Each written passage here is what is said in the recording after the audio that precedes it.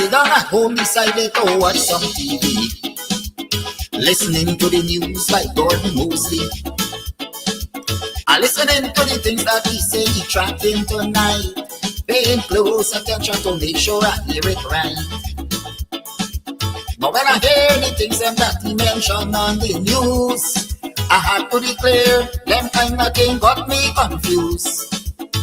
I hear some things where the ERC noticing, and it convinced me that people ain't learning nothing. We hear so many times about them big name calling, and they say ERC pretend that they didn't learn nothing. But once you're black and you just decide to say a word or two, bet your life on that, they say ERC coming for you. Listen to the things you just hear on social media. Only one set of people allowed to talk in one Guyana. I still say nothing, black people in learning. But this is my concern. I hope one day black people will learn.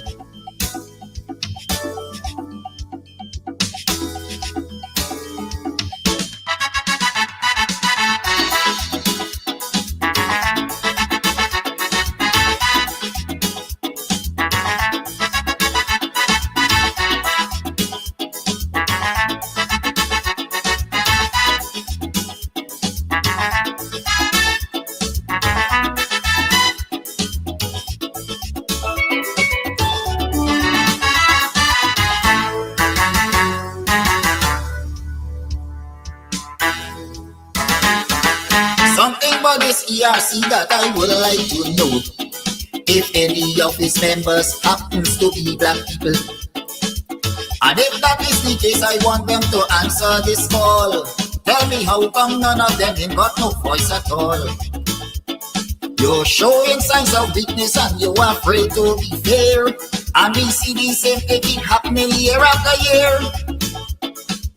And the day will come when all this nonsense will stop. That will be the day when black people decide to wake up.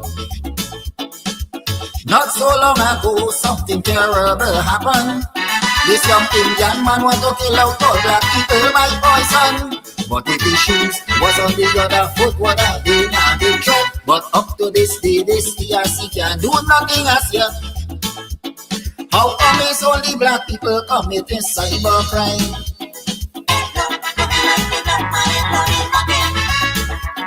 When pretty on social media fussing people all the time, I still say black people in learning. But one day will come when the entire table will turn.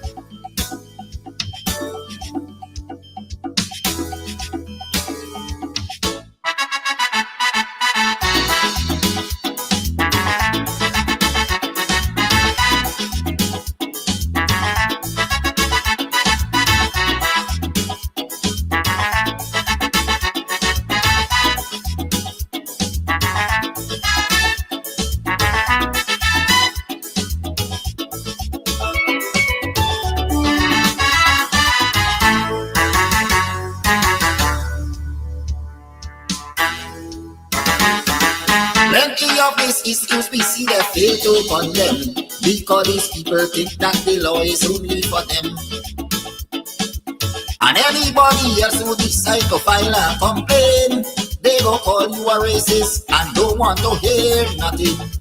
Plenty complaint from time to time has been brought to their attention, but because of this one-sided cybercrime is why they don't show any concern. There's only one set of people that they really care about, and black people must take the abuse and shut them out. Kidaki Amsterdam went to court just recently for an issue that was highlighted by the same ERC. And with breakneck speed, the police decide to jump on his case without a search warrant event and search up the man's place. Let us all agree that black people under attack.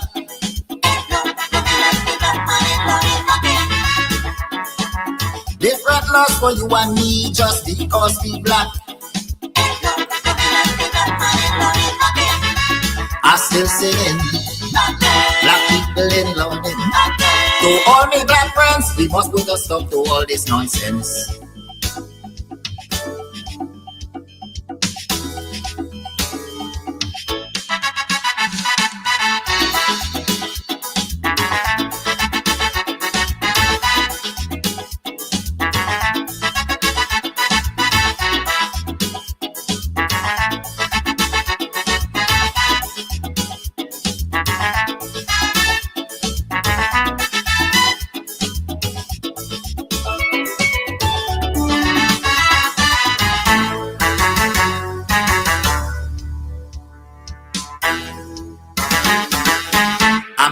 Cybercrime laws to keep people silent, just to make sure nobody criticizes this government. And while that is a very clear case of dictatorship, it is no surprise that the ERC ignoring it.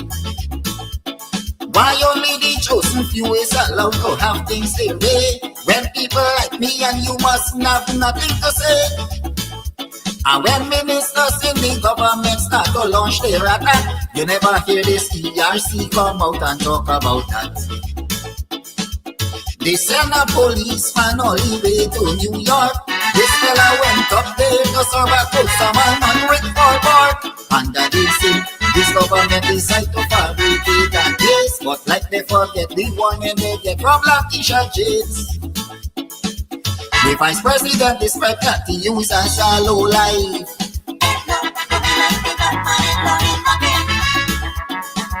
Because of this kind of abuse, he don't have a wife. I still singing. Black people in learning. Just the other day, I hope your man see help is on the way.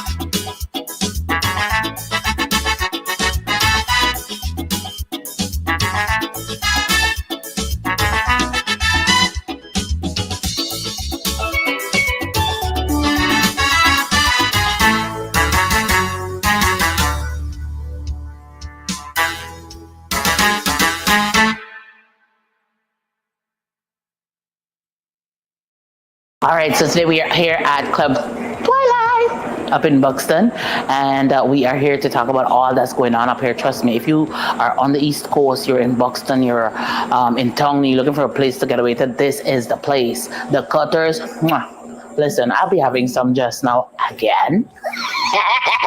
We'll talk about that. And then, of course, the ambience is beautiful, fully air conditioned. The decor is on point. The music's on point. Everything's on point. It's just me. I need some work. But everything else that belongs to this club here is on point. So if you want to find a nice little place where you can just drive out of town and have some drinks, have some food, you can call, you can order your stuff and just take it. You don't have to stay. Or if you want to stay here, that's what's up. And of course, they have special events for Valentine's. You can rent a hall. You can rent a hall, honey. You can rent a hall for weddings, for birthday parties, to have a bash. I hope he edits that out. But you know, whatever it is, this is definitely the place to be. So it's on Sideline Dam. You definitely want to ensure that you check this place out. But it's on your to-do list. All right, on your to-do list. This is definitely the place to check out, you know, a really cool, chill spot here in Buxton. I like this. This is, Buxton needed this. We needed this. I needed this. You definitely needed too. Thank you. All right, so you might be wondering where we are. Still in Buxton at Club Twilight. That's where we are. So Club Twilight also has like an Airbnb as well. So you could come, drink, drunk, and come in the back here and lie down. Look at that. Look at that. Perfection. And the people come in the room and so on. The bed sheet matching the blind, matching the carpet, matching the this, matching the that. We know what we things in Buxton don't play with we. So definitely, if you want to come and you may be having a wedding or whatever, and you just want to overnight and just have a good time because you're gonna be drunk. We got too much road accidents, so you definitely want to come drink, have a good time. They have several rooms that you can rent. You have your toilet, you have your bath, you have your sink, you have your dining area, you have the bed. This is nice. I like it. Anyways, to my friends and my family, if you're looking for me, I'll be overnighting. Also, for those persons who are traveling in from overseas, you want a nice, cozy place out of town, then Club Twilight, call them up, look them up on social media. They have their own Facebook page, and ensure that you come up the side and have a good time. Have a good time. Have a good time. Sorry. I'm sorry. That's it. Don't be a victim. Beat the heat with EC Crystals. Party ice in large and small quantities. Call 682-7981 or visit us at Club Twilight, Sideline Dam, Buxton North. EC Crystals, pure party ice.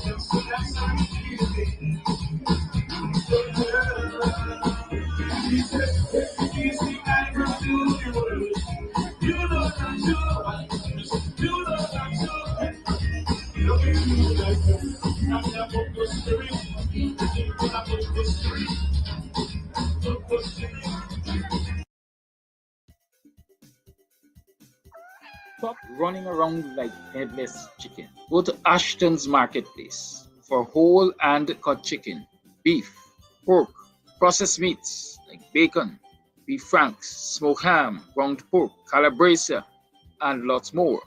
Ashton's offers wholesale and retail. Check them out. Call 613-2332 or WhatsApp 434-327-3955. Ashton's Marketplace at 72 Rob Street, Border. She said, take it easy, I will do the work. You don't have to wind up yourself. You don't have to wind up yourself. Oh, she said, take it easy, I will do the work. You don't have to. You can get meat anywhere, but for the best cuts of chicken, beef, pork, mutton, and lots more, check out T&W Harris Butcher Shop located in the East Ramvelt Market Meat Section. Call us on 609-7168, 641-4494. Ask for Rastaman. T&W Harris Butcher Shop for the best in fresh cut meats and lots more. Are you looking for tents to rent? Well, look no further. At EC Party Rentals, Sideline Dam, Buxton North, we have tents in all sizes and colors. All sizes of tents we have. Small tents, big tents, medium tents, extra large tents. Call us on 622-5933. We have what you need. EC Party Rentals. Big on tents. Are you hosting an event? Do you need ice, party ice in large or small quantities? Then call us at 622-5933 for the best party ice available. $1,000 per bag. We do delivery. EC Crystals, Sideline Dam, Buxton North. Call to have your orders filled today. Planning a party? Worry no more. We have all the supplies you need. At EC Party Rentals, we have folding chairs, folding tables, square tables, round tables, long tables, short tables, big tables. We have chairs, red chairs, gold chairs, white chairs, crystal chairs, chairs of all type, throne chairs. What you want, we have. Food warmers, coolers, ice, beverages. At EC Party Rentals, we have what you need to have a good time. You plan the party, we do the work. Call us 622-5933. Easy Party Rentals. Let's keep your party going.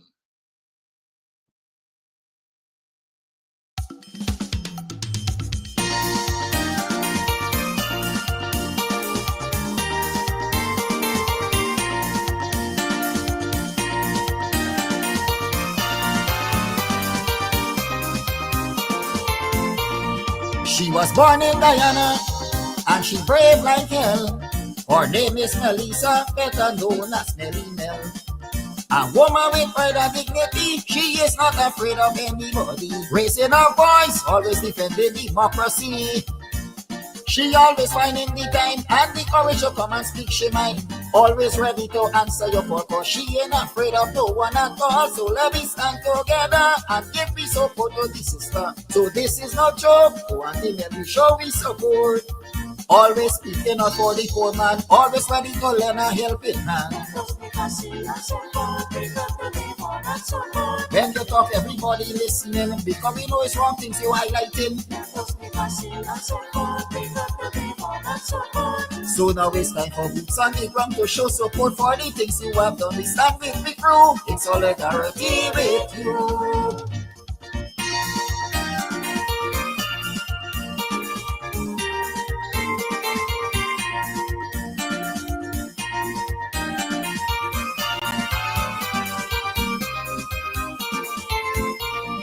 Every day we just see people complaining to Auntie Nelly. And what she does do is highlight all the issue. And it is a fact of the display. She never ever turned anyone away. It was her duty to take complaint from anybody. Serious thing like domestic abuse, even sometimes the police just refuse. But she follow up on them serious matter, things you don't hear about in Guyana. Since there is strength in unity, let me show support for Auntie Nelly. Please don't turn your back, Auntie Nelly is under attack. People just bring their business to she because no satisfaction is guaranteed. And even them politicians, of course, and members of the Guyana police force. Your enemies want to see you fall, but your supporters want of this at all. It's a massive proof. It's solidarity with you.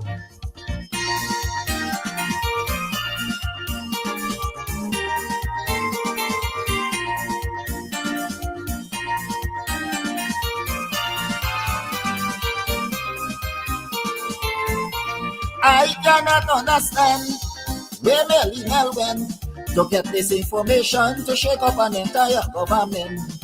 But to be something very serious, making all of them very nervous. We would like to know why politics. Welcome to another program of Guy. This morning time with the 7 hours 36 and the 7th day of the 4th month, that's April, in the year 2025.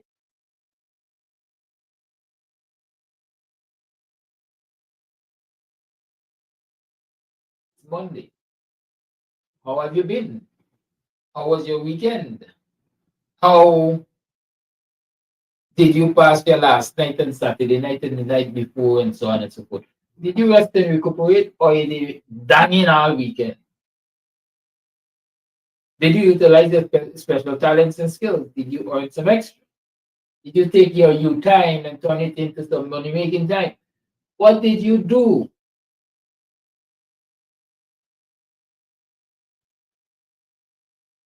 How are you feeling today?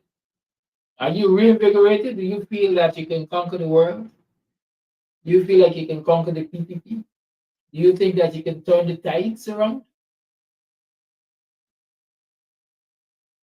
So that they will wash away the PPP from these shores and give Guyanese a free time, a good time, a time to grow and prosper and so on. How are you feeling this morning? I feel like I could return to bed. I'm telling you straight, I feel like I could return to bed. And sometimes tell you the truth, you wish to return to bed and don't face the realities of this country. It's best some mornings you wake up and you want to know if you're caught in a dream. Because then you look around and the things you see and the things you hear, you really want to know if you're caught in a dream. They want to go back to bed. I miss my bed. Like that young lady had sang years ago, Tanisha something, I think her name was. Mama, I don't want to be born. I tell you, sometimes I don't want to be doing this adult thing. Because the burden is heavy, you know. It's really, really, really, really heavy burden. But anyhow, you all have carry this burden, share the life. That's all I'm asking you. Please share the life. Thank you. Share the life, please, and thank you. Share the life. Please share the life. Thank you. That's one of the first contribution you can make to the program. Right? Sometimes I like to tell my stories with music. I like to tell my stories with music. Not that I don't have words to tell them. But as an educator, remedial educator, I know that music is one of the most potent ways of teaching. And so sometimes I fall back on that instead of trying to tell him a story myself. But listen to Peter Tosh. I want you to listen to Peter Tosh, and then we're going to talk the talk. Because Peter Tosh saying what I'm thinking right now. Watch what eggs do to your... I didn't ask you that. I asked you to play Peter Tosh. You wanted the show? Go.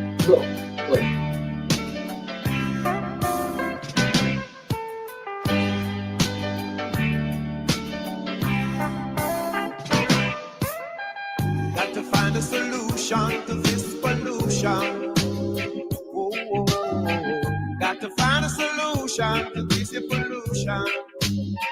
Yeah. Got to find a solution to this pollution. Oh, gotta find a solution to this pollution. The poor man I feel let go out.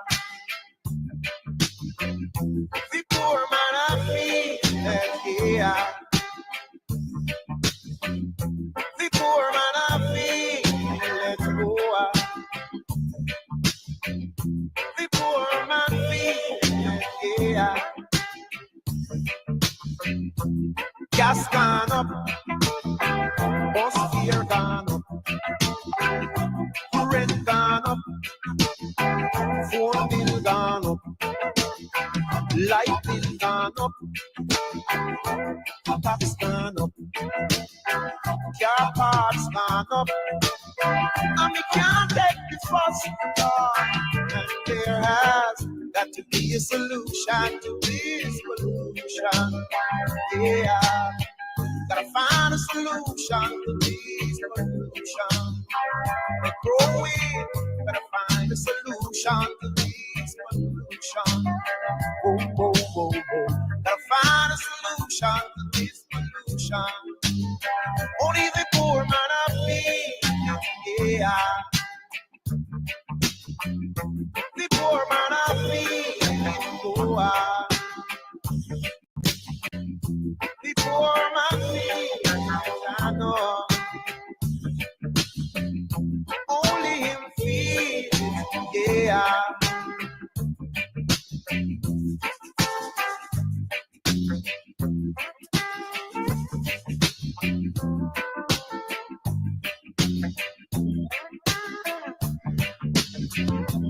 Time gone up, skeleton gone up.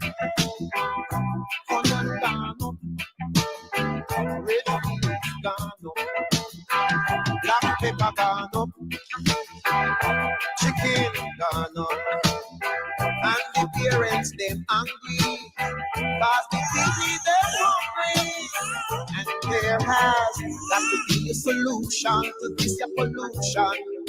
Right now, yeah, got to find a solution to this pollution. Promises won't help. You got to find a solution to this pollution. We've been waiting for a solution to this pollution. Only the poor man I feel it, yeah. Only them I feel it, oh. Only the poor man I feel it, yeah. Only him I feel, oh,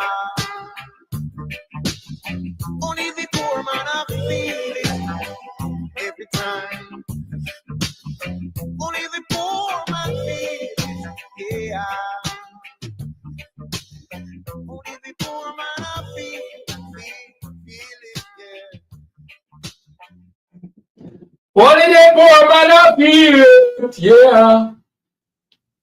Only the poor man feel it. Let me take the time to tell you that the Guyanese, that is Baba Yusi Guyana, Kofi Guyana, the rest of the Guyana clan, are extending gratitude. Them say thanks. Thanks to all of you who came out and celebrated with Baba and the family, and thanks to all of you who sent good wishes, all of you who were present at the Buxton Bar Ground, all of you who will continue to keep him and the family in prayers. Thank you. Thank you. Thank you, Asante Sana. Good. The celebrations are not over though. Don't tell yourself that the celebration over. We going for whole year. Right. We going for whole year. So on Wednesday, you can join us at the Education Lecture Theatre, University of Ghana, for Storytelling 101. It's a video screening and grounding with Baba Yusuf Guano. They will be screening an interview that Baba Yusi did with Elton McRae. Right? And it has nothing to do with politics. It's about growing up in Ghana and life in Ghana and, and think about Yusuf Guano and so on. So, turnout light refreshments will be served, but more than refreshment, a lot of wisdom will be served. Good. So let's start out on Wednesday. The event starts at 3 p.m. Of course, it's advisable that you turn out early and to be seated. I can tell you the Education Lecture Theatre is not the biggest theatre at University of Ghana, and so the capacity is limited. Right. So please go there and,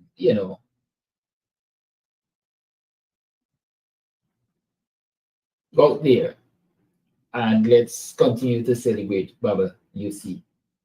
Well, those of you who were out at the ballroom, I trust and we trust that you had a good time. You're re-energized, you're refreshed, and so on and so forth.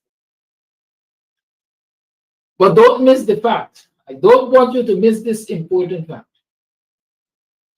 that we have a centenarian,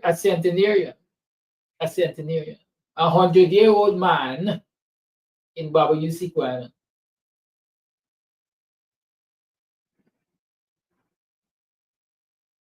who has decided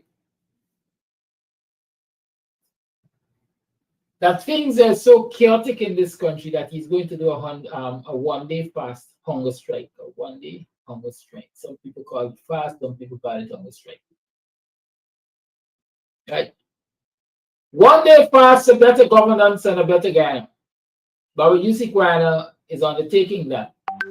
And he's inviting all those of you who are interested in joining him on that journey for one day, 24 hours, to indicate your participation, your willingness to participate, and the email that you will send your indication to is one day fast 2025 at gmail.com. I hope I got it right. Right. One day fast 2025 at gmail.com. So let's join Baba Yusuf Kwana. All of us, quite frankly, we need more than a one day, but we understand the limitations. We have to also preserve and consider the health of Brother Yusuf. So once again, he's leading this nation in fasting, going on strike, so that we can get it right. If you remember in the 1990s, when GCOM was saying they can't do this and they can't do that, and they weren't willing to do this and willing to do that, but UC went on a hunger strike. And the hunger strike was to get GCOM to, I think, change the registration list, the list of electors. Right?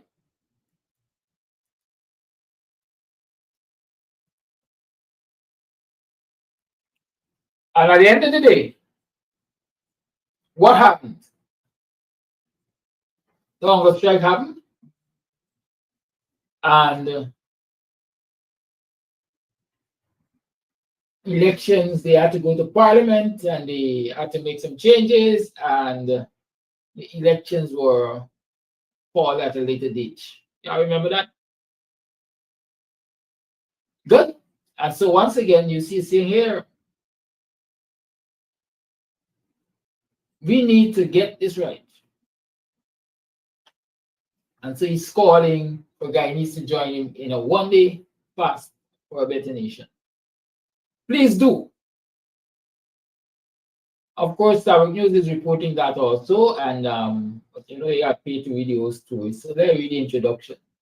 Political icon Yossi Kwano, who celebrated his 100th birthday on Friday, has made a call to Guyanese to join him in a one-day fast for a better nation. Quote, as you know, in my political activity, I have gone on hunger strikes, fasting for various causes and reasons. Right in the Caribbean, we use that weapon to draw attention and public conscience to abuses of public life, end quote, the elder statesman said in his address at the birthday celebration to honor him in Buxtonian on Saturday. Tonight, after long, deep consideration, I must challenge people in Guyana who listen and are concerned about themselves and the future. I challenge them now about naming a piece of activity that they can do or join me, as I can do it. What I'm talking about is a short one-day fast, a hunger strike for a maximum time of 1 day, he added. Right? So join Brother UC, like I did say, let us all join Brother UC. As a matter of fact, don't let me give you an impression that I won't be part of that. I won't miss it for anything. Let us all join Brother UC in that one-day strike. And to show your interest, you are asked to send an email to that email address that I said, one day fast 2025 at gmail.com. Good. If that's not the accurate one, I'll get you the accurate one sooner rather than later. I think you are until here we go. I'm getting a call, so I'll take that call. Yeah, Kofi. Yeah, brother.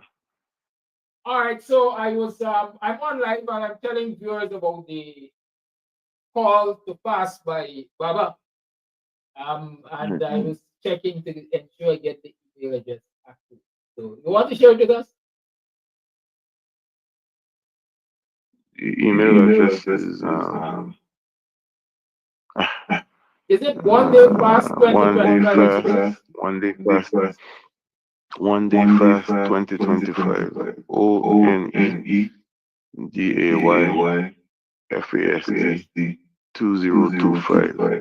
at Gmail. Good. Let's get love. There's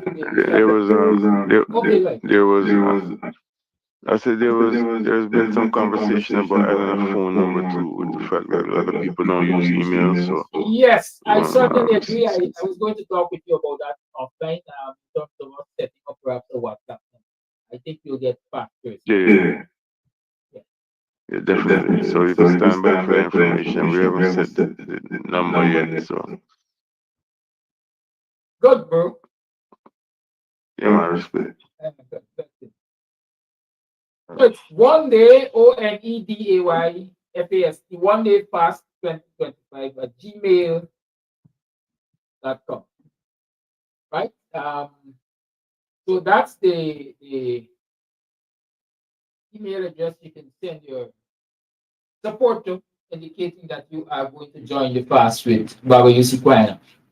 The deadline for that, as far as I know, is up until around the 12th. And thereafter the fast will take place. So that's the information there. So let's join Baba Yossi Kwano on that fast for a better Guyana. Good? No, we are talking about this and that Monday.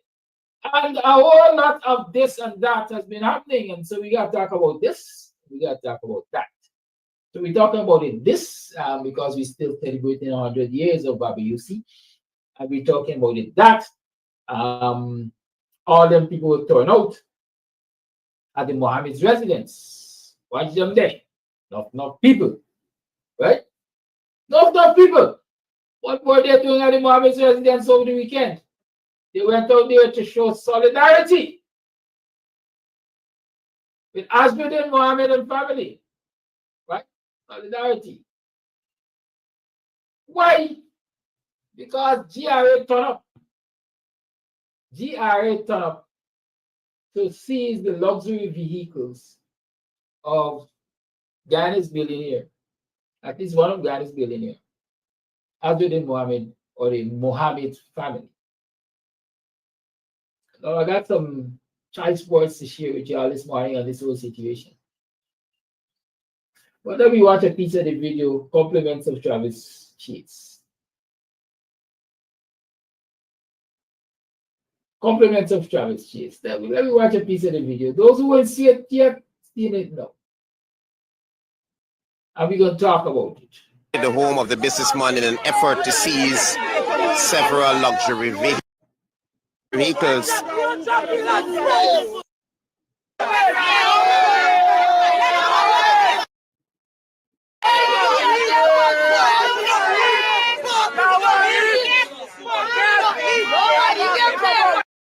They have come for.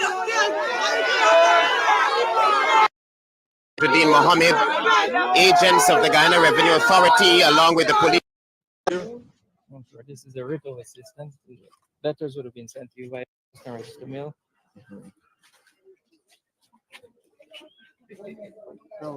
Yeah. Yeah. Stop fighting him, man. Stop fighting him, president.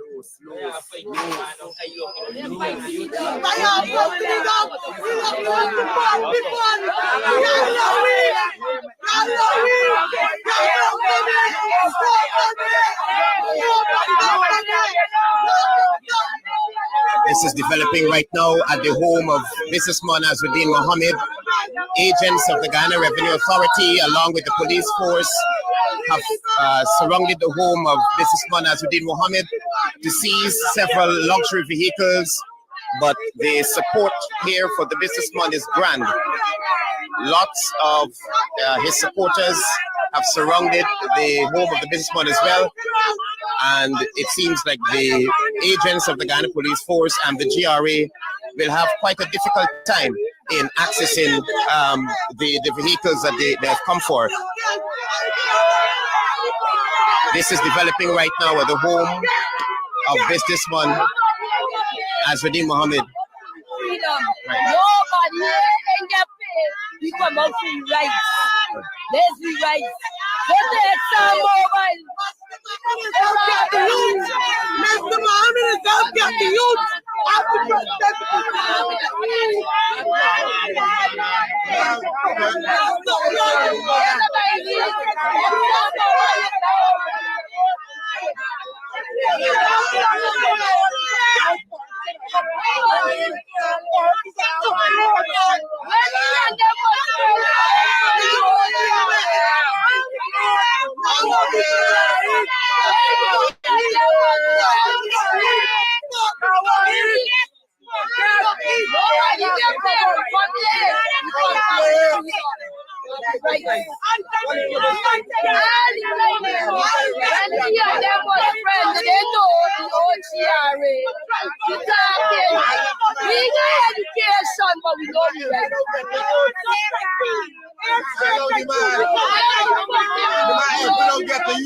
The man wants to get to you do better. What is Jack Yogalang? We want you. Look at your poor people, them punishing Jack Yogalang. We don't want you. Get man, fight.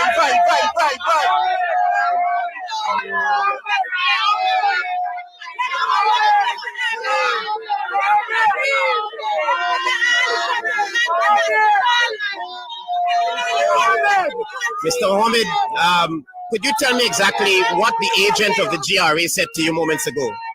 Said they come to seize vehicles. Right. Yeah. So I don't know why all of a sudden they want to seize the vehicles. They should have seized the vehicles the first day arrived in the country. You seem to have a lot of support. Yes, I don't know. They said they're sleeping here day and night. They said they're going to stay here day and night. They're my security. I don't know.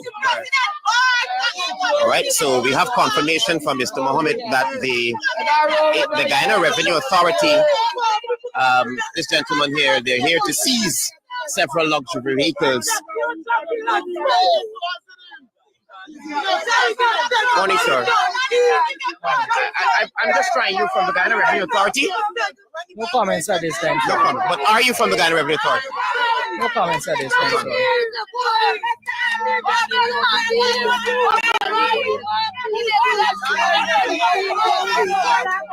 Situation developing here at the home of businessman Azruddin Mohammed.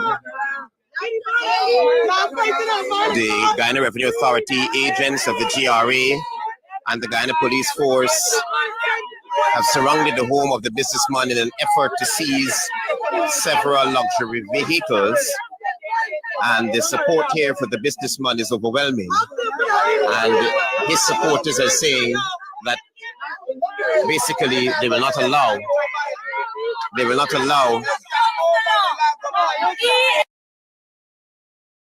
Try to find a solution to this pollution. What the poor man feel it, yeah. What is wrong with this video? Nothing, absolutely nothing is wrong with the video. Y'all see anything wrong with this video? Nothing is wrong with this video. What is wrong with the location? Absolutely everything. That should be in front of GCOM. Hey, Ladoy. That should be in front of GCOM. The Mohammeds can take care of the Mohammeds business. Guyanese must learn to take care of Guyanese business. And Guyanese business is not in front of the Mohammeds. As the preacher would say, stay with me, stay with me, stay with me. Let me explain this to you. The problems that we are experiencing right now with the Mohammeds and the government, and what the problems that these poor people decide that they're going to stand up for, they're going to represent Mr. Mohammed because of government abuse. That is what it is, because of government abuse. They're going to stand on the side of Mr. Mohammed because they believe that the government is abusive to him.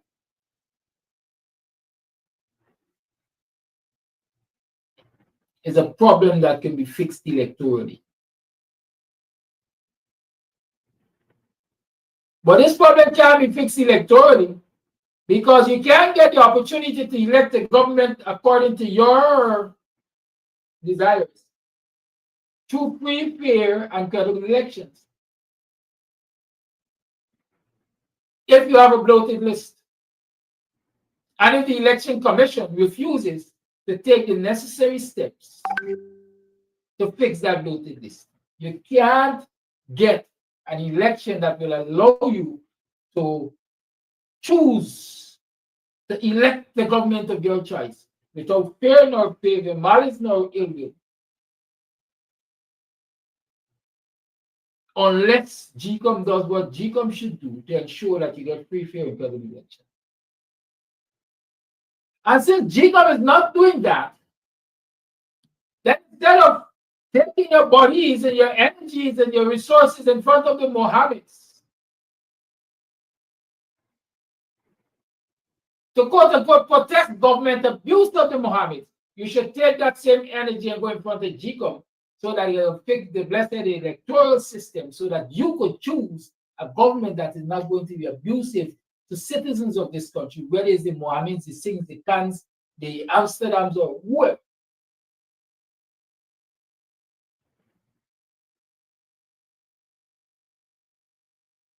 But no, let me make this disclaimer according to the young lady. We ain't getting paid. We're not getting paid. We are standing up for what is right. But we only prepare to stand up for what is right in the presence of a multimillionaire. We're prepared to stand up for what is right in front of GCOM, where nobody has the ability, perhaps, to pay us to stand up for what is right.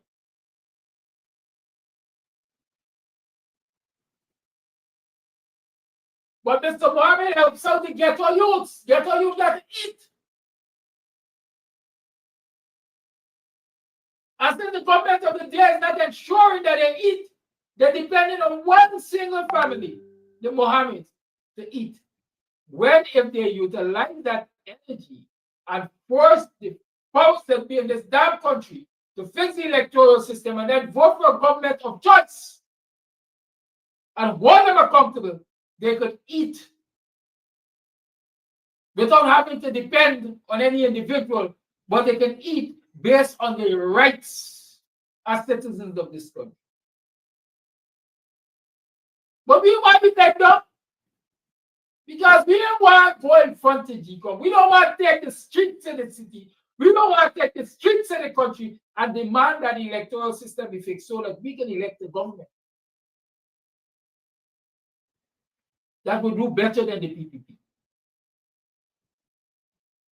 Nothing is wrong with showing support for your citizens, your fellow citizens, against government abuses.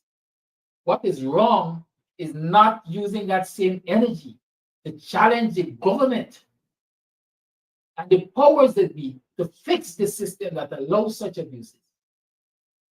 That is what is wrong. And that is what I have a problem with.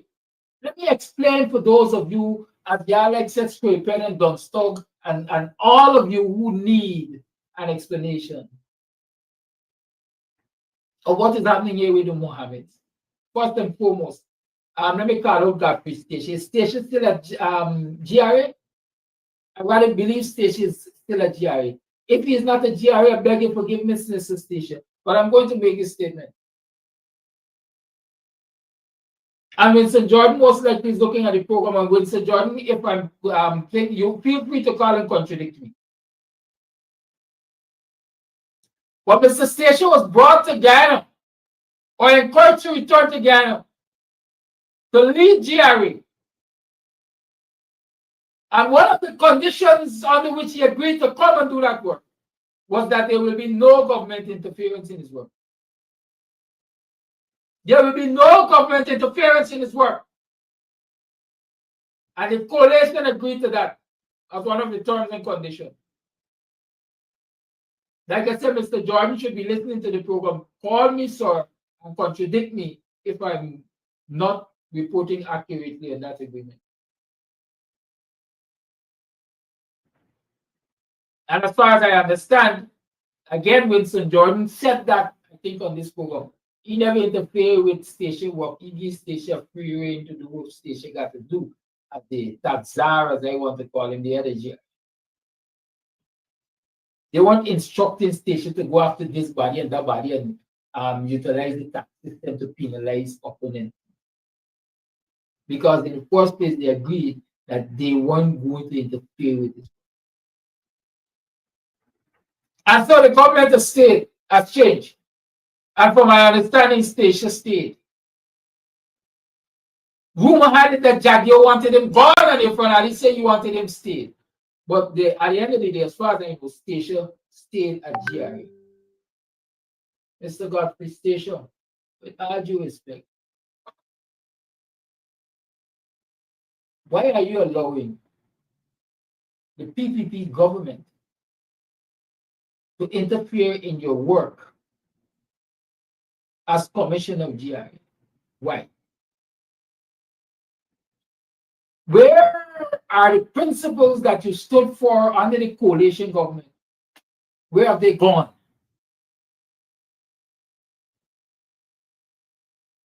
Where have they gone?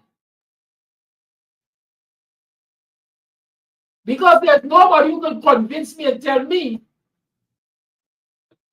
that the actions of GRA in this particular matter, from start to current, what actions that were politically encouraged, there were actions that were recommended by politicians and political bosses. Let me go back to what it's supposed to be. If I, as an individual, decide that I'm importing a vehicle from China, Japan, USA, any part of the world, I have a right to do that as a citizen. My fees to start with the cost, insurance, and freight. Costs that I will pay for the vehicle and insurance and freight. Insurance to the safe arrival of the vehicle or while in transit. Excuse me, on the vessel, and freight, the cost of shipping it. I usually pay that to the dealer of the vehicle. Whoever is selling it to me from overseas. Japan, where we just go buy all them 14 and 24 and 10-year-old trash vehicles and bring to Ghana the vehicle graveyard and consider them new vehicle for a used new vehicle. That is what the government of Ghana got us living with. Yeah, but that's not an issue for today. When we decide we're going to buy a vehicle, it's a Ferrari, a Lamborghini, whatever. Our first set of costs will be cost, insurance, and freight. They are not going to do with the Ghana government. So if we can buy the vehicle, citizens are later, right? When it arrives at the port facility,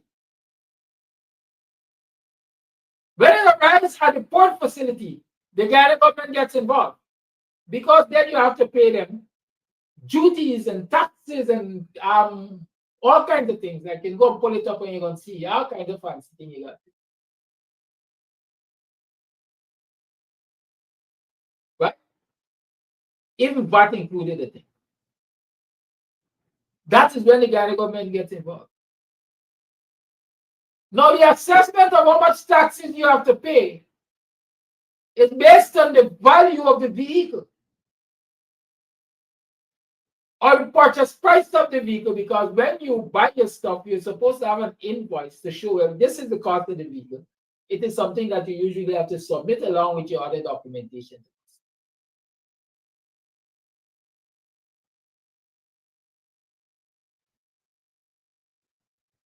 And so they make their assessment based on that information.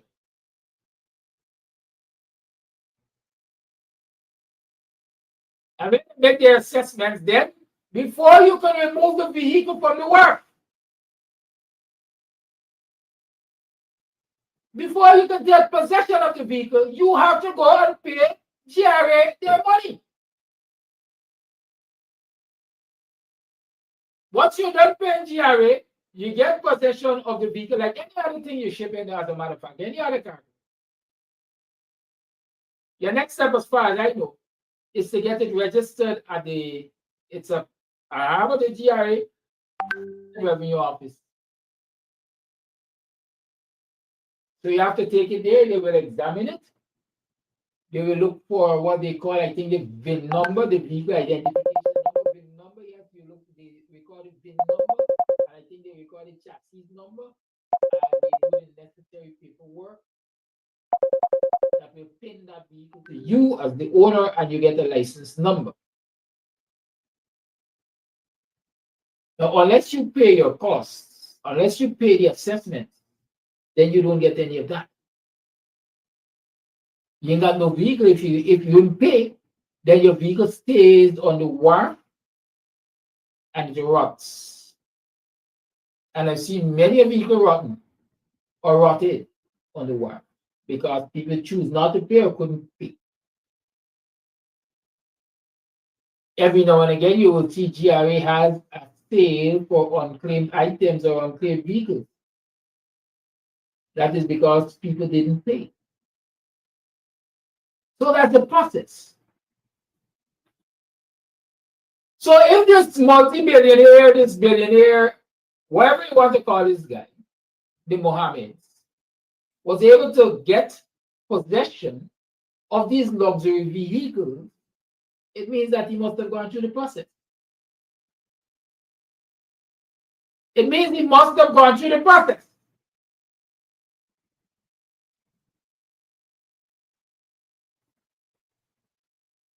Was the process pure? Is the other question. Was the process is the other question. Or was it contaminated by political favor?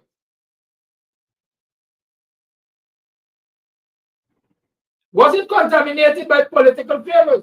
And from what we were hearing from day one, it was contaminated by political favors. Right?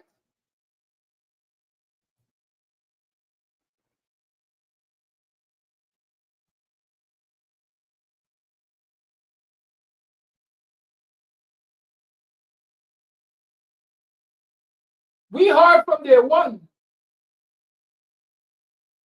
And here, these vehicles or the importers of these vehicles did not pay the real assessment. I've heard that. There were stories out there saying that. But they are all allegations because at the end of the day, the vehicles were given. Possession was taken by the owners. GRA allowed them possession of the vehicle. It means that they fulfilled the requirement of GRA.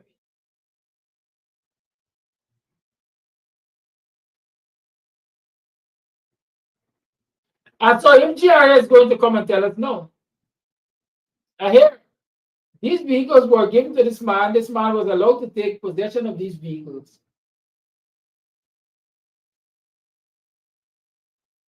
4 years ago. And we are now realizing, or we are now concluding, that his taking possession of these vehicles was not based on an accurate assessment of the value and taxes payable. Then it's a pure case of dereliction of duty. It is a pure case of dereliction of duty, or it's a pure case of political interference. Which one you are accept? I don't think it's incompetence. Do you believe it's incompetence? I certainly don't believe it's incompetence. I believe, like people were alleging from day one, that the powers that be in Epanali and the rest of them in the PPP granted political favors as a payback for the favors that the Mohammeds grant them during the 2020 elections or leading up to and after the 2020 elections. They in turn reciprocated with this quote unquote below value taxes on these luxury vehicles. In order for that to be accepted by GRA, it means that instructions have to be given to GRA. And so again, I'm asking for the commission of GRA to say to this nation whether or not, or what instructions were given, and what instructions did he accept or reject.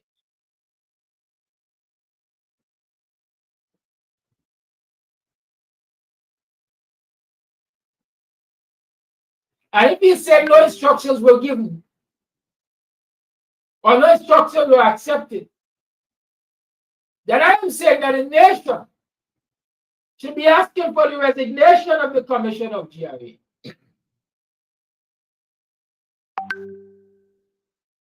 Since the agency has failed to accurately and adequately assess the taxes due on those luxury vehicles, according to GRA's own admission.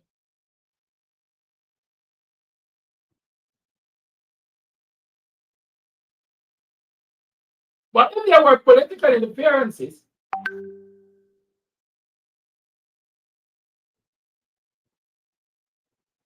if it can be established that there was political interference,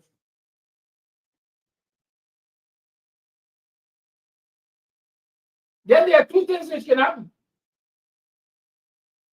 First and foremost, the GRA commissioner can tell us that, hey, I was given political interference instructions to allow these vehicles to go at this rate. We could carve his head still. We could say resign still, because you're not beyond taking political instructions. Or better yet, we can call for the resignation of the government, because they're interfering in the operations of a constitutional institution. Which way I want? But for me, most importantly, if you are going to prevent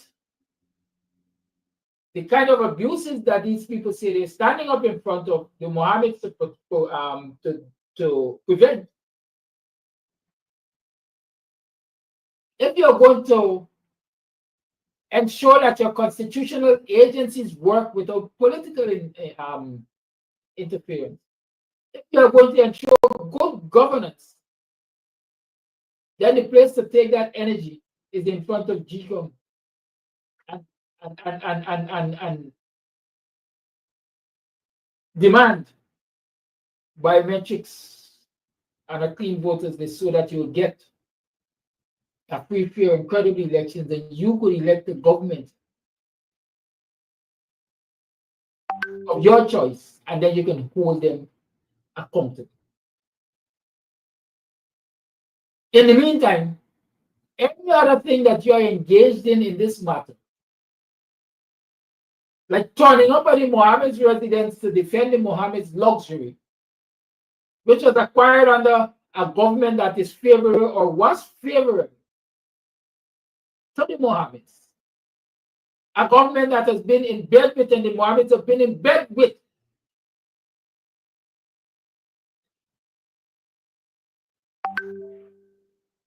You're engaging in bullshit.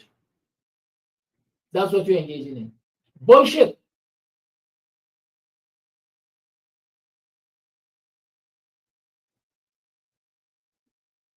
Let them rich boys fighting.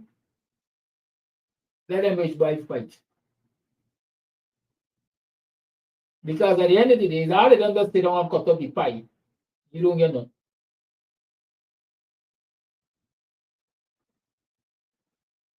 The Mohammeds will get to keep their luxury vehicles. I guarantee you the Mohammeds will get to keep their luxury vehicles.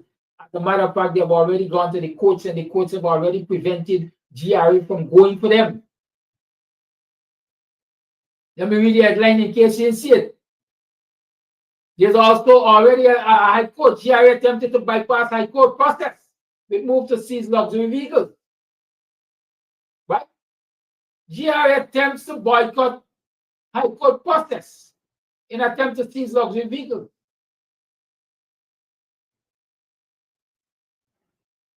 So that's one instance. The other instance, Starbuck News is also reporting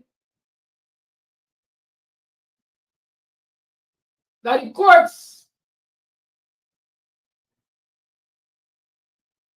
have stopped GRA, what we call it thing, injunction. Right?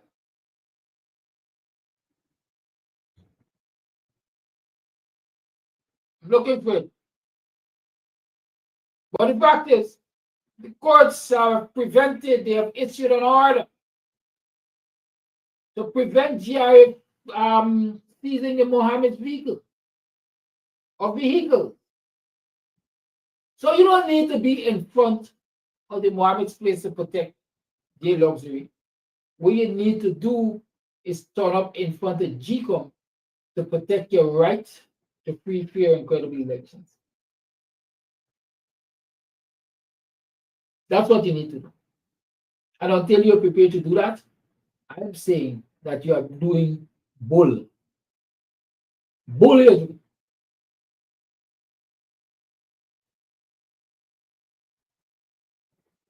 Because, like I said, I'm positive. At the end of the day, the Mohammeds will keep their luxury vehicles by the hook or the crook. Whether the court rules that adequate duties have been paid so they keep their vehicles, or the court rules that there's additional duty to be paid so they keep their vehicles. They're going to keep the vehicle anyhow. You ghetto, you going to still be ghetto, you still looking for food, still want to depend on the Mohammed's family for food, when you could change the whole government and hold them accountable for ensuring that you eat and you eat better and you eat proper.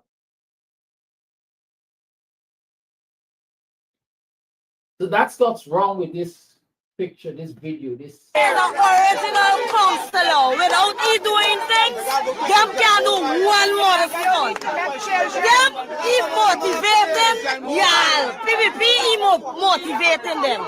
Them can't come around in funny no day. He up, Mohammed all the way. Fuck you. All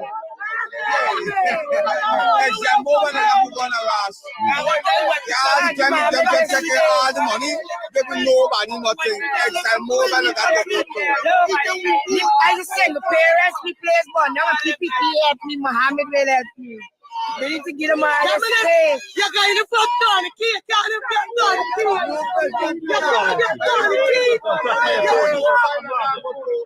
Let me get contact my attorney. What's the order for sheriff?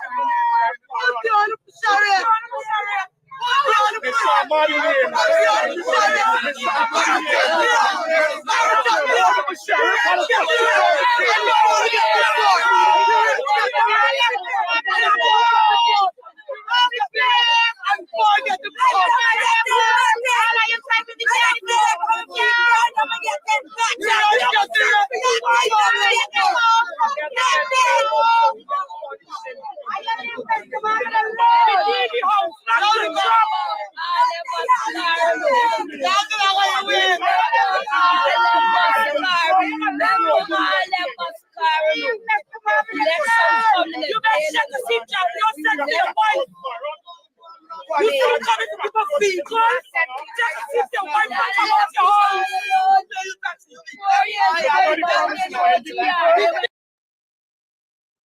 Final point on this video, at least enough. I am sure we have looked at least 5 minutes of it.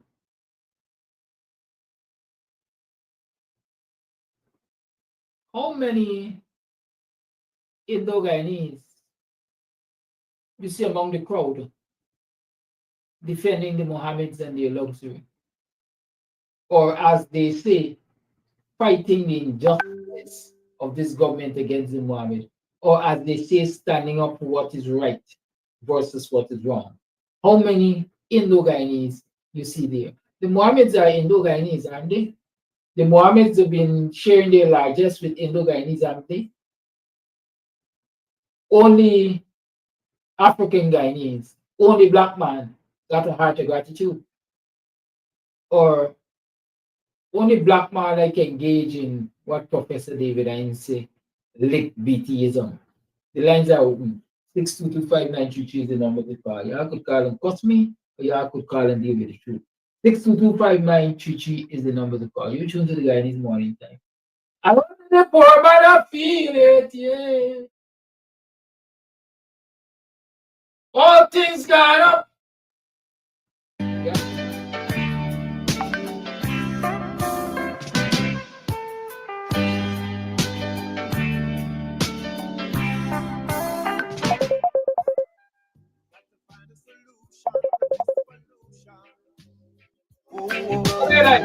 Got to find a solution to this pollution.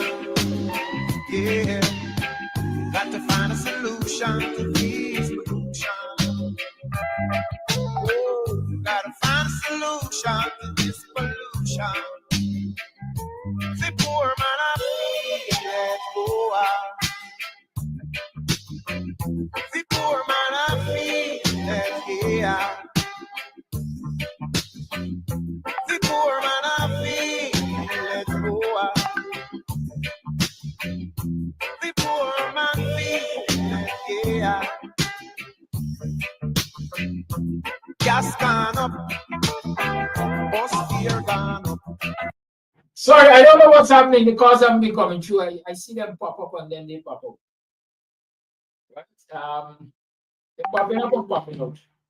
But keep trying. Let's get those calls in. Let's see what will happen. Lines are open. 62593 is the number to call.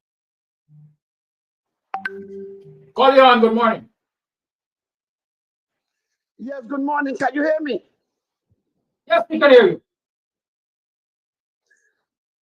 Yes, good morning to you and all my black brothers and sisters in Guyana. Happy Monday. We're going to get there. First thing first, let me mention the word of God first. if I may. The devil, we challenge God. He said, God, if you remove the edge from Job, he would curse you and died. Don't ask the question, Flash Garden, where you're going with this morning. I'm coming to the point. And God give him that challenge, like how Flash Garden love challenge. And God removed the edge. What was the edge? God removed the protection, removed the angel, removed that big border against him. And he stepped in and had his way. He killed Job's flocks and killed his children, lay up Job at the corner, flick him with swords and bars, lay him up. And Job was saying, thank you, Lord, I know you with me. And victory will be for me to the end. And Job even told the devil, give me your best shot. He said, yes, I got the best shot for you. What was the devil's best shot to Job's? He bring his wife, said, Job, why don't you curse God and die? Look what God did to you. He killed your children, take away all of you had, all this thing, look at you. And Job said, you fool. Can you remember God give us all of that? And he can give us again and more. And the Holy Book said, not the good book, the Holy Book said, King James Version, that God blessed Job 10 times what he had. What I'm saying to my black brother and sister, those who was there, I'm talking to those who was there Saturday, all of you guys become fool. All of you guys represent what Freddie Kissoon called in Guyana, jackass. Are you represent that word? Are you demonstrate that word? Before are you be the edge for our children, for our constitution, for our country, and make sure our children and you all have a better life, because God keep the best for the last for black Guyanese and all Guyanese. And look what you are doing. Being the edge for criminals. What is a trick? Jack Joe, them get evidence for arrest the Mohammed family, but them choose not. The game that Jack Joe is playing is what black people don't see. He using the Mohammed them for bust a black man vote. And Mohammed know that. Night and them drink champagne and they say, yeah, we got a black money. Man, Jack Joe don't want anti-data vote. Jack Joe don't want dead vote anymore. Jack Joe get Mohammed for bust a black man vote. And that's what Mohammed do. You hear what Mohammed said? Them said they will spend it all night. But little do they know, Mohammed lock up all them door and a window. You know what I mean? Because one black man could take a thief from them. You believe me could take anyone, a woman that, and make them wife? We never smoke crack. Flash Garden never live with fools. And they become fools there. I do hope David Hines talk to them. Because you always call out Mr. Arby, you people that want leader, you people that want leadership. And he said the last time too. Are you still there? Yes, I'm here. Okay. Mr. David, I said the last time, nobody don't get up in the morning and go outside and protest by themselves. They got to get leader got to see them. No, and while Mr. David, I tell me tonight, who carry them? Is them look for any leader to put them where they're not supposed to be? But if Jack Joe, if the devil will only tell Jack Joe, lock up all of them with no bail, because no man will bail them with no bail, then we look for it. It is time for black people stay in them lane. It is time for black people be edge for black people. Look who that be edge for Mohammed, and the man who that be edge for Mr. Winston Jordan. I know he just vex with me sometimes. Why Flash always call me name? But Flash Garden, ain't ungrateful. Frat Garden love to give praise where praise belongs to and credit. Mr. Winston John is a man who fights for all of them there because enough of them in get a household for get $2,000. But Mr. John said no. If you're going to give money, give to all from 18 years old. And Mr. Jordan that's supposed to be edge and take bullet for or take a laugh for said, leave Mr. Winston Jordan alone. I'm so ashamed this morning. But my grandma always teach me, when you grow up, don't let nothing surprise you. Because more you live, more you learn, more you see. And last, she said, holy people is not our only enemy, our tongue, our mouth is our enemy. You have a wonderful day.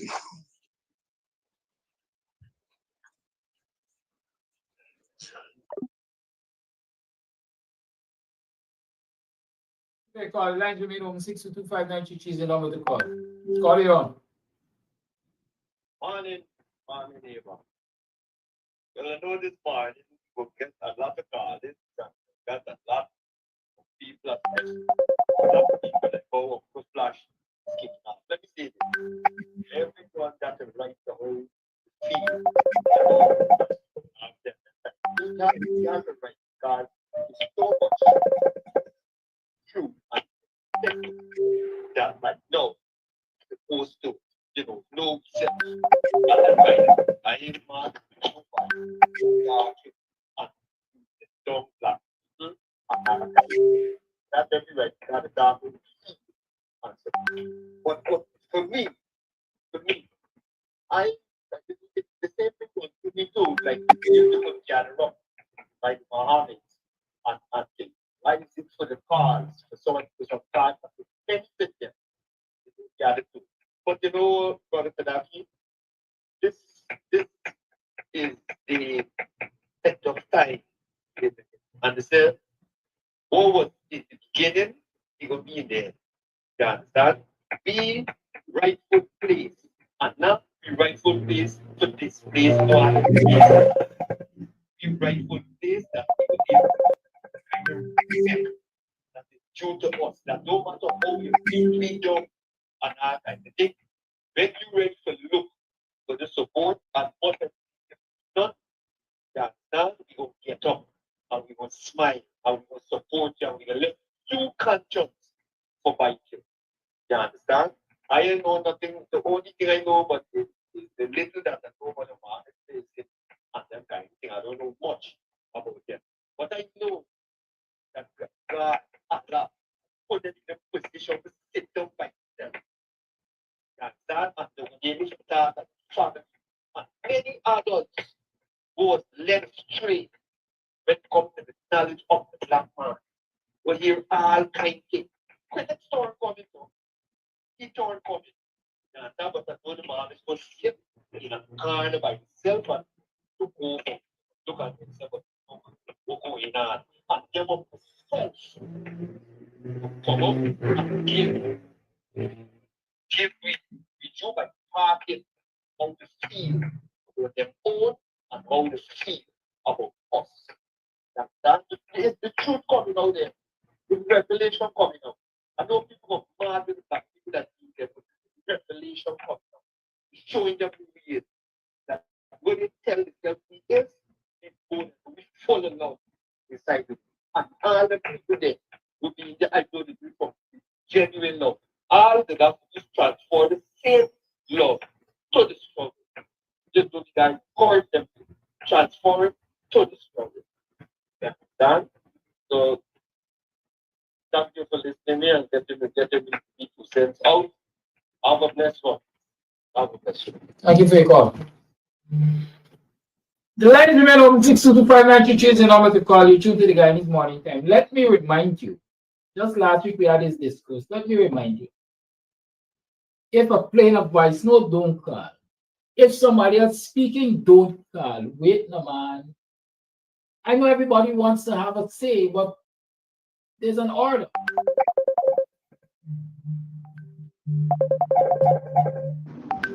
Call you on. Good morning.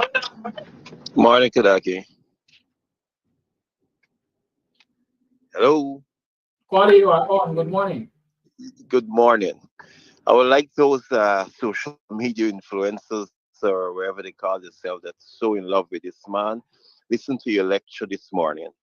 Perfect lecture. I got a saying though, and I want those black people who been out there to listen to this. I got a saying. Three sets of fights I don't get in. Coolie people fight, rich people fight, and white people fight. I don't get in between it because when it come down to brass tacks and to the bottom of everything, they all will gang up and fight against the black man to destroy the black man. And if those people were listening to the father and the father and son of the Mohammeds, listen to those two men. The daddy said in 1991 or 92, whenever his gun, Glenlal gun, Hanuman gun, being at Freedom House, maybe one of those guns used to kill that lady McLennan. And fast forward to 2020, their guns again was protecting them banner from PPP. Had our people decide to go to the streets and do some damage and cause a real revolution, those same guns of the man that you are protecting today would have taken the lives of many of you, your children, or somebody to you. But you people don't listen. You people just getting flustered and happy with shiny things. You talking that he helped poor people. How many of you in that crowd did he help personally? How many? But you people are so suffering from shortage mentality.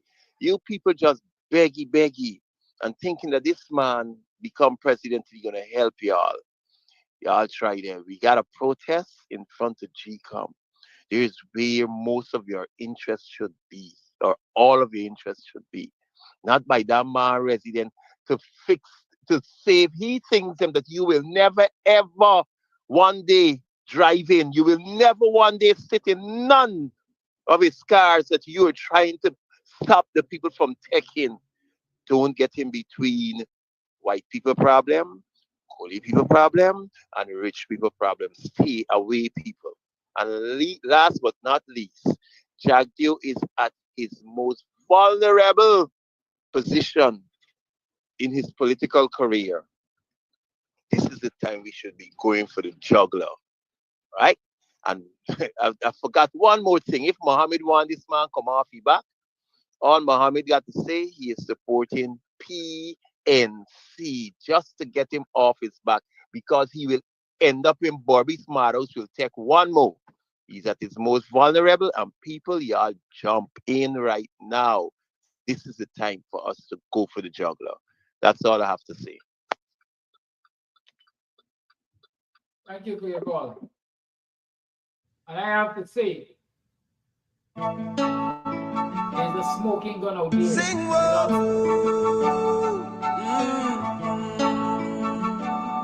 Hear my plea, oh dear.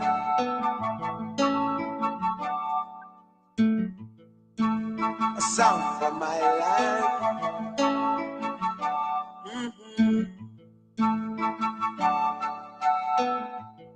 Rose up early this morning to the sounds of crying. Another mother shedding her tears. Oh yeah.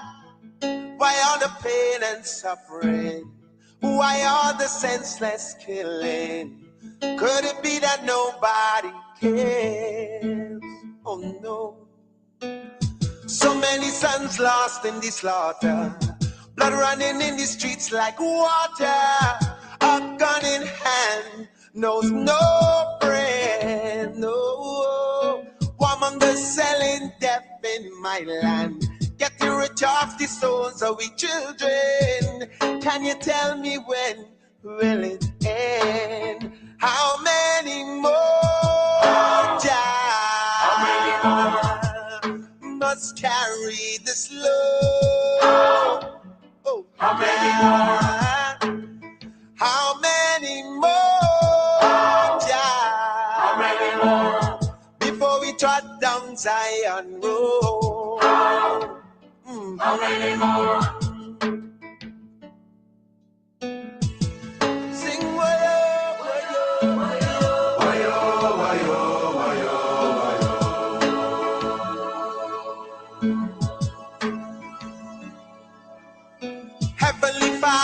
won't you hear my plea? Send a happy hand for the country. And man, there's no solution. No. I'm begging for the children's future. Oh, Jah, drugs got them by the collar. How can we stop this mind pollution? Must we carry this load? Too many starving and too many hungry. Too many homeless souls in the city. It seems like there's no. Too many big shots and too much connections. Too many loopholes in Babylon system. But yeah, how can your children go? How many more child must carry this load? How many more child before we trot Zion? Sing with me.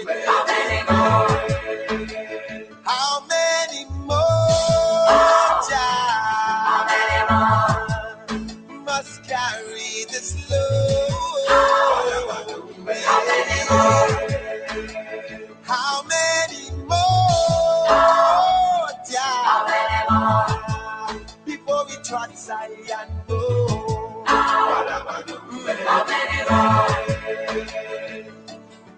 How many more? How many more? How many more?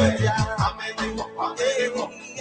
How many more? How many more? Children. How many more? How many more? Won't you hear my plea? I'm down on bended knees. Oh, yeah. How many more? How many more? Children.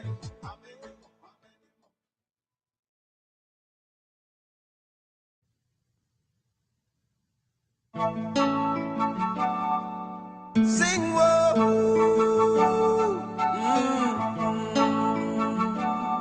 hear my plea, oh dear.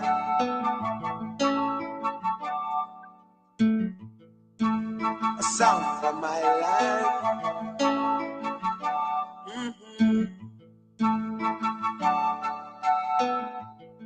Rose up early this morning to the sounds of crying.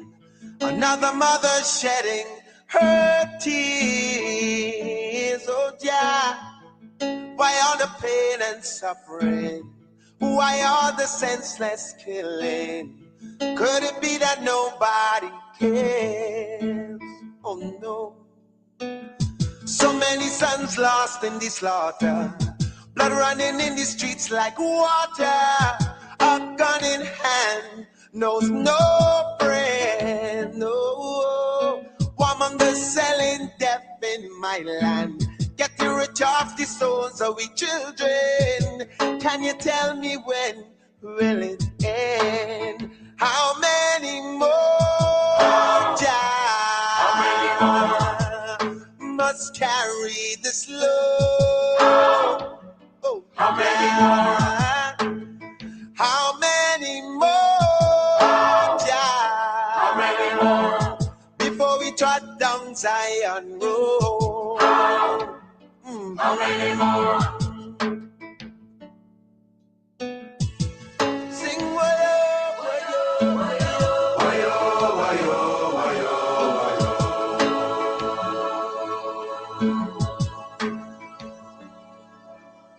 Heavenly Father, won't you hear my plea? Send a happy hand for the country. And man, there's no solution. No. I'm begging for the children's future. Oh, Jah, drugs got them by the collar. How can we stop this mind pollution? Must we carry this load? Too many starving and too many hungry. Too many homeless souls in the city. It seems like there's no. Too many big shots and too much connections. Too many loopholes in Babylon system. But yeah, how can your children go? How many more child must carry this load. How many more die before we trot Zion? Sing with me. How many more die must carry this load?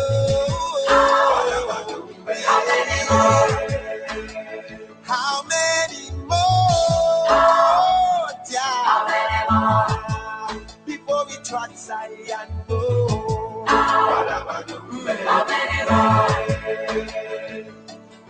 How many more? How many more? How many more?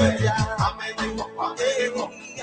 How many more? How many more? My children. How many more? How many more? Won't you hear my plea?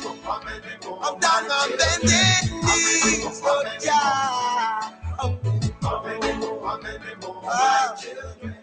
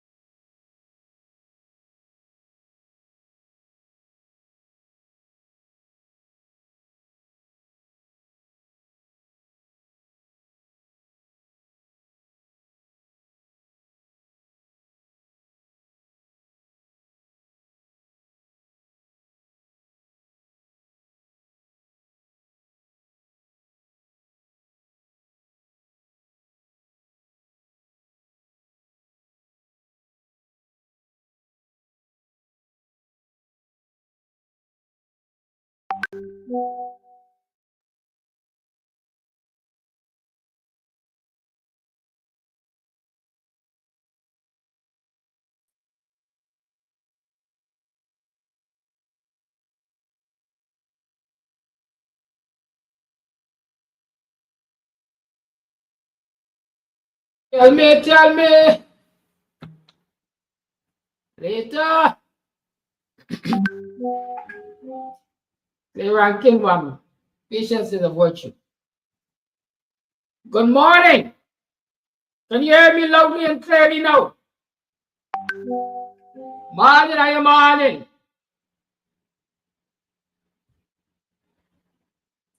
Welcome to another program of the Guyanese Morning Time.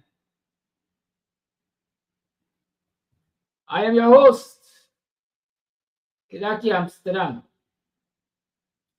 It is now 14 minutes to the 8 o'clock hour on the 8th day of April in the year 2025.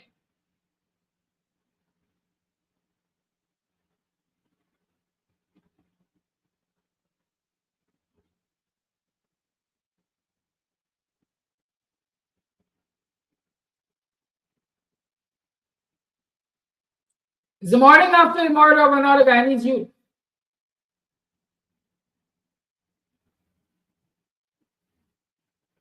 But the country is quiet.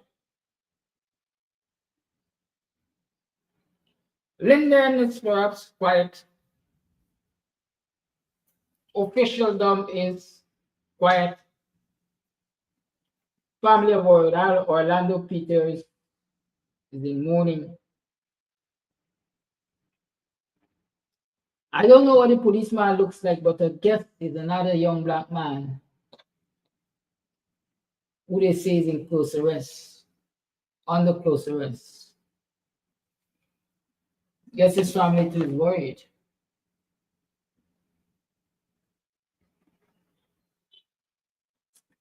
Question you have to continue to ask. I personally am tired of playing and asking how many more. when this is gonna end, how we can change. Because the answer is right there. We know how many more. We know how it could end. We know what is required to stop it. But the question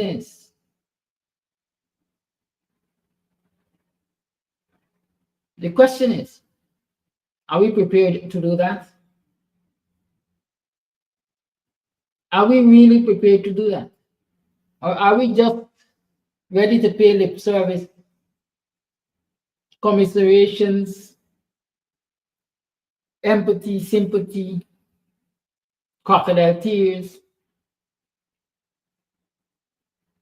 And then once the dead is buried, everything else gets buried in the dead. Huh? That's how we do politics in this country, you know. That's how we do human rights in this country, you know.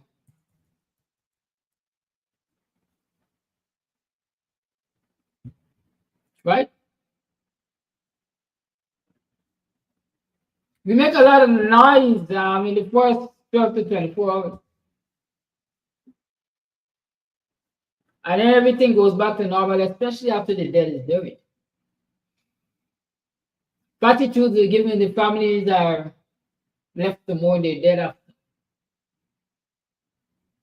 But we can stop this thing. Right? I know we can stop this thing. And people know to stop this thing.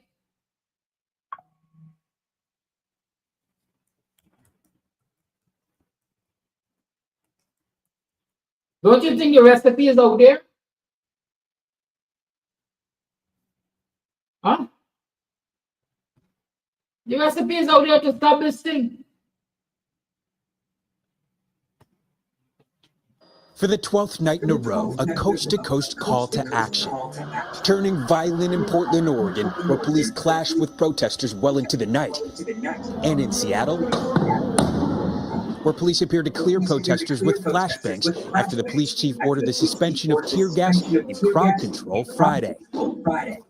But those violent outbursts that often overshadowed the beginning of this national inflection point, now mostly absent. Waves of peaceful protest marched on, bigger than ever before. 12th night in a row, a coast-to-coast call to action. Turning violent in Portland, Oregon, where police clashed with protesters well into the night. And in Seattle, where police appeared to clear protesters with flashbangs after the police chief ordered the suspension of tear gas and crowd control Friday. But those violent outbursts that often overshadowed the beginning of this national inflection point, now mostly absent. Waves of peaceful protest marched on, bigger than ever before. No more silence. From Washington's newly named Black Lives Matter Plaza to San Francisco's Golden Gate Bridge to Philadelphia, where one couple even stopped to get married. Meanwhile, police in Buffalo defending a use of force. Two officers were caught pushing 75-year-old Martin Gugino to the ground so hard he lay bleeding. Officers Robert McCabe and Aaron Tolgalski pleaded not guilty and were released on bail to the sound of cheers from fellow officers. In a show of support, 57 officers resigned from the Buffalo Emergency Response Team but remained on the police force. And as the protests surged across the world in his name, the family of George Floyd held a memorial in his memory. In his living and in his dying, he has pleased God. He has woke all of us up. At a public viewing, thousands lined the streets of Rayford, North Carolina, where Floyd was born, just for a glimpse. Going in there realizing that could be me, that could be my father, that could be my friend Rob, that could be anybody who looks like me. We spoke to Floyd's grieving siblings. I mean, that's our baby brother. And I can't go in and see him laying in a coffin. It would drive me crazy forever. Justice for free! Meanwhile, the family of Breonna Taylor held a massive vigil in Louisville to acknowledge her 27th birthday. Taylor was shot and killed in her home during a police raid in March. Family, friends, and those fighting in her name ended the day by filling the sky with balloons, a belated birthday celebration for a lost loved one, shared with a cry for justice.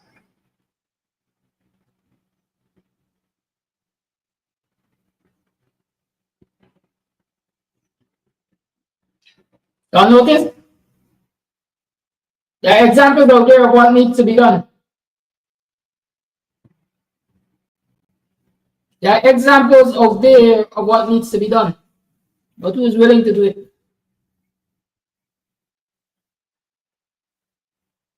I like to talk about the US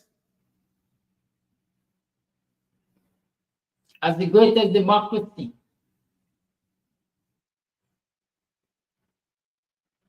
They have set examples of how you deal with police excesses and extrajudicial killing.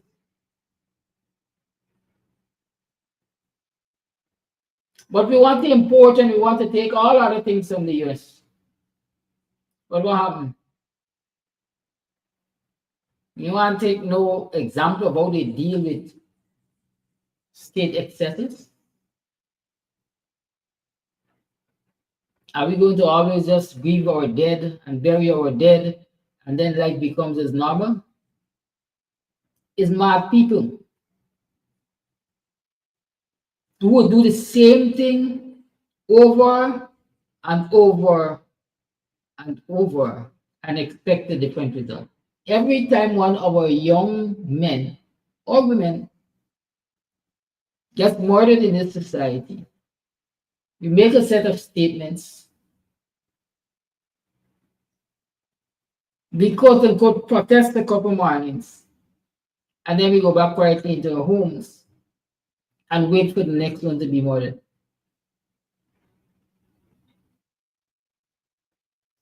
I don't know Orlando Peters. I sincerely don't know the person. But at 23 years, I know that is robbing this nation of all of its productive years. I know also from reports that if he were running away from the police, he could not have posed a threat to any of their lives.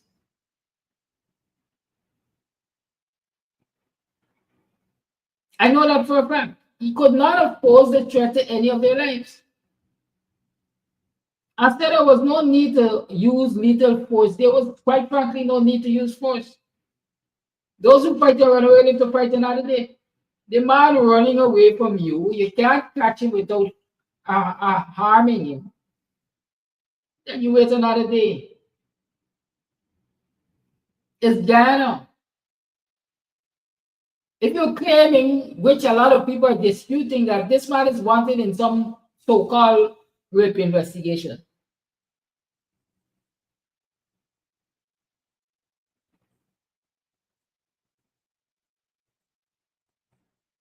that's your claim, but people are saying they don't know anything of that. But he's running away from you.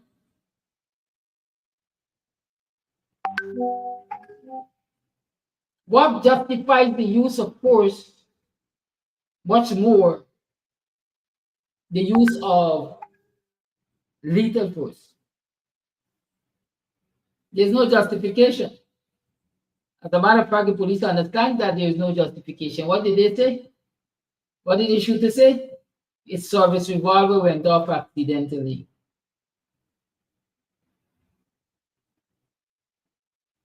The police are suggesting that he was shot once.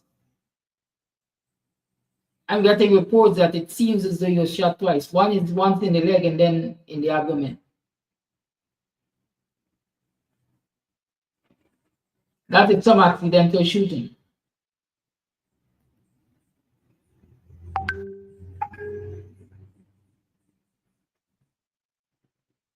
What are we going to do about it? What do we intend to do about it as a people? I see people talking about Army North, not liking protests and so on and so forth. This is not about Army North. This can't be about Army North. I keep telling you, stop waiting on the so-called leadership that is usually protected and comfortable to take actions that will make you protected and comfortable. Stop it.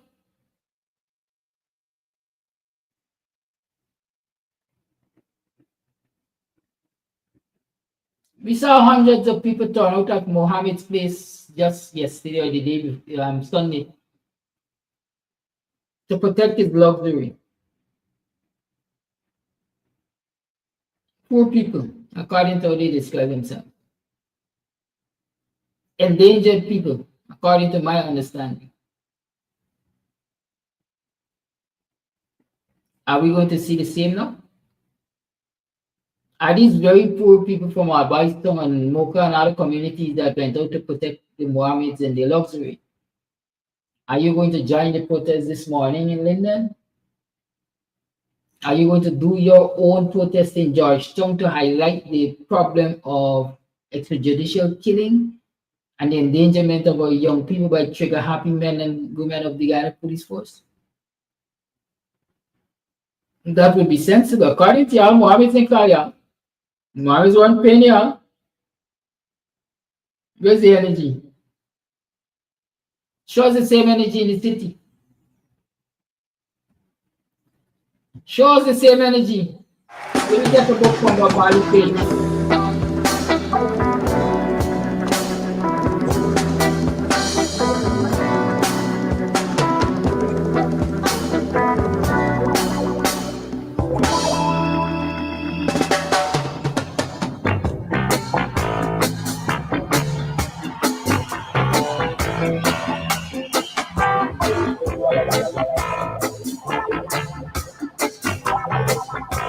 Did you say this morning I woke up in a curfew? Oh God, I was a prisoner too. Could not recognize the faces standing over me, all dressed in uniforms of brutality. How many rivers do we have to cross? Oh, we can talk to the boss. I'm saying all we got, it seems we have lost. We must have really paid a cost. That's why we're gonna be burning and polluting tonight to survive. Burning and polluting tonight. Save your baby life. Burning on pollution tonight. Did you say burning all illusion tonight? Give me the food and let me go down. Let the root man take the gold. 'Cause I mean, all them drugs don't make you slow down. It's not the music from the ghetto. We bring and the violence tonight. Why did you cry?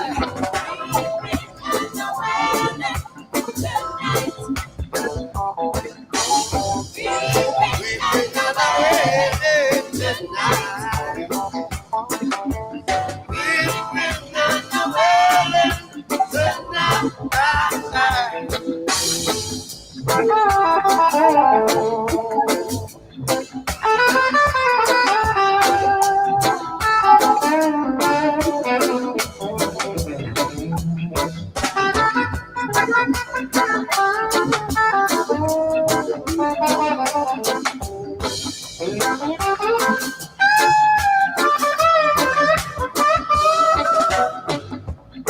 How many rivers do we have to cross?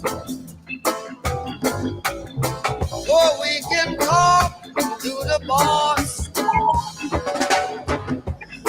All we got is sin we have lost. We must have really paid our cost. That's why we're gonna keep burning and looting tonight to survive. Burning and looting tonight, save your baby life. Burning on pollution tonight. Burning on illusion tonight. Breathing and away tonight. Breathing and away tonight. Breathing and away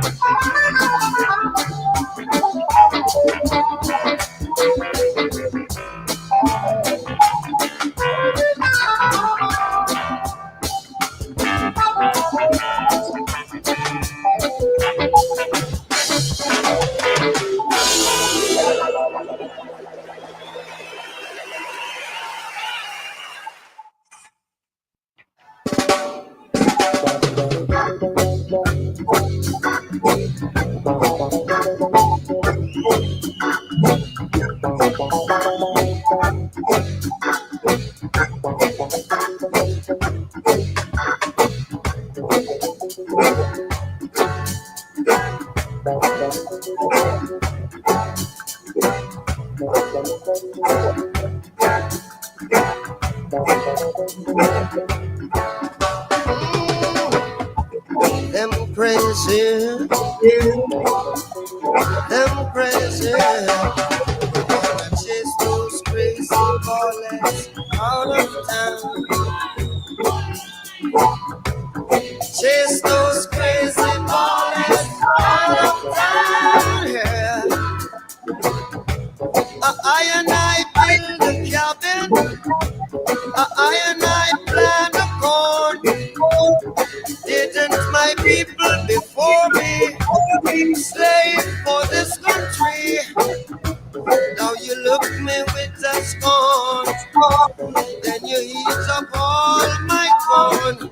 We're gonna chase those crazy, chase those crazy,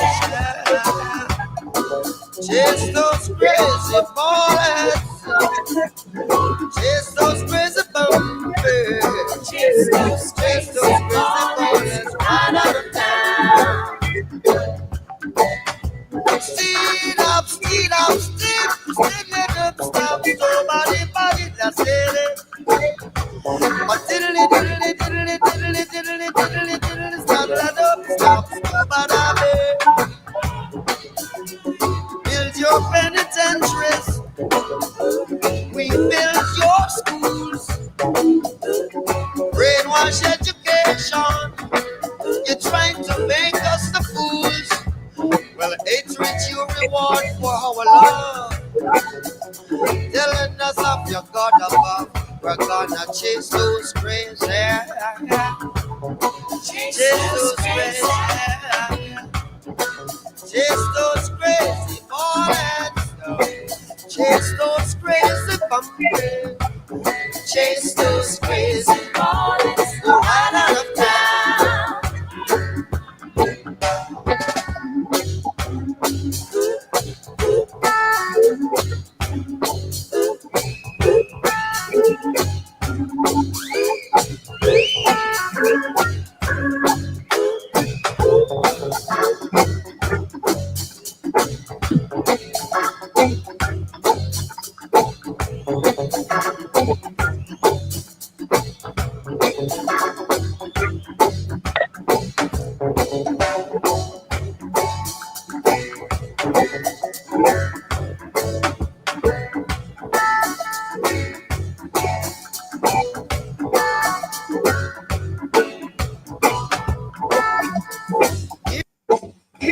I think I play music because I love music. I love music. I love reggae music. I say to you many times, I rather the songsters and the artists and the creatives tell my story. Because in the way I can't get into the problems, so really saying what I want to say. I hope you all could read between the lines this morning.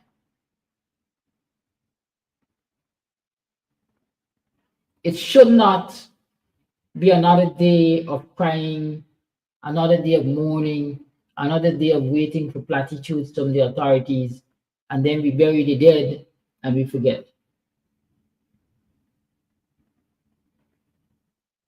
Today should be a day of taking a stand against this continued murder of our children. Let me tell y'all something. A lot of people in this society either behave as though they're dumb or they're stupid. But I know they ain't dumb like that, they ain't stupid. I think they're coward. They take the easy way out.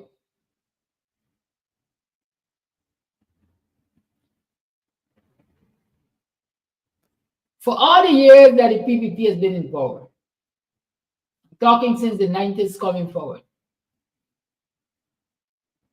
extrajudicial killing has been a part of this society. The extrajudicial murder of Black people, children especially, has been a part of this society. The worst years were the years of the Phantom Squad and the Black Clothes and the jailbreak Taliban, as we used to call them. But if you go back into the history of extrajudicial killing in this country, you will realize that the Black Clothes, members of the Guyana police force, were killing African Guyanese youths left, right, and center under the PPP. And justice was not being delivered to those families who are losing their sons and daughters.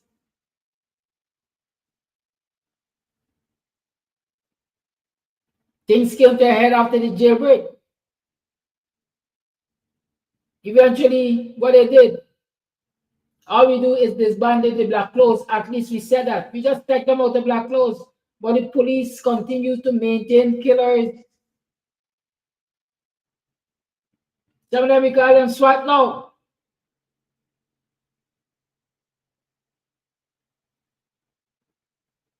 But there are murderers in the police force that are continuously being protected by the system.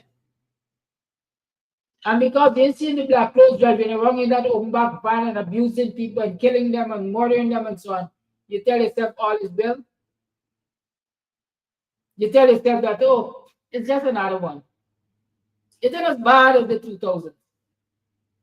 It's not as bad as the 90s. But if you really pay attention, you will come to realize that with the PPP back in office, even now, we are right back where we started with extrajudicial killings. There have been several since 2020. Police excesses, there have been several since 2020. And Black people just mourning and burying their dead on several instances since 2020. When will it stop? When will it stop? African Guyanese, the Black youths like say, they didn't do nothing for we. The coalition didn't do nothing for we. The PPP just let back pass, we just get food. But I said it then and I'm going to repeat it now. The most important thing that the Granger government has done is saved Black lives. It has protected Black lives and the lives of all Guyanese youth especially. Because it has made extrajudicial killing, a thing of the past. The police abuses had stopped or near stopped. The police were more circumspect in their behavior. But we can't appreciate that. Because we can't appreciate the value of life. Any other thing we want to enjoy in life, we have to, of course, be alive to enjoy. But nobody could appreciate that. Not the dunce dogs, not the stray bears, not influencers. We're getting wined and dined by the PPP to tell a totally different story than what is happening in this country.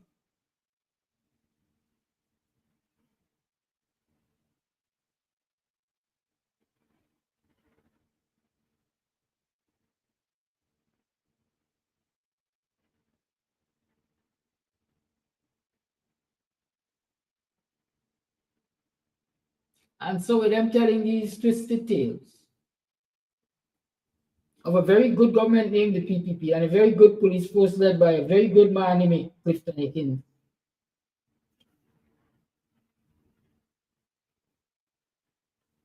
our youths are continuously murdered. We are accepting it. And that I mentioned a very good man named Clifton Hickins, leading the Guyana police force. I forgot to tell you.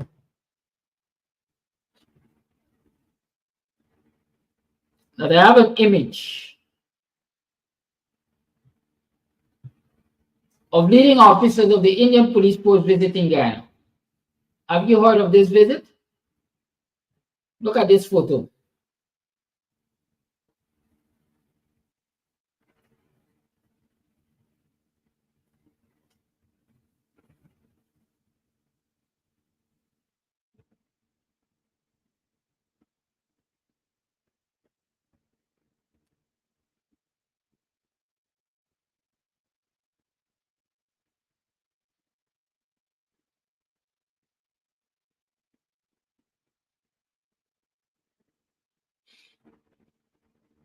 I want you all to appreciate that photo. That photo says, if you're black, stand back. And for those of you who believe what I said just now, that those are members of the Indian police force visiting Guyana, here's your rude awakening that those are senior officers in the Guyana police force. Those are senior officers of the Guyana police force.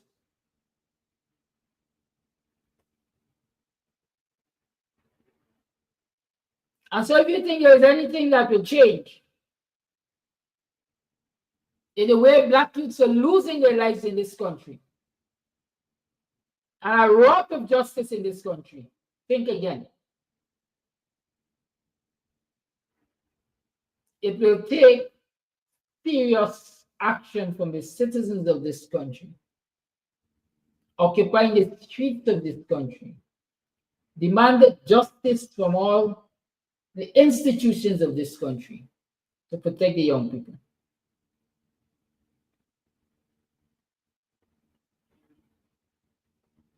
Y'all want protest? Or y'all want picnic in Mohammed's pool? Y'all got worked out. Because real protest is not a picnic. It's not a day in the pool. Real protest is about confronting the ills of the state. And confronting the ills of the state, recognizing that when you do that successfully, your tomorrow might be different.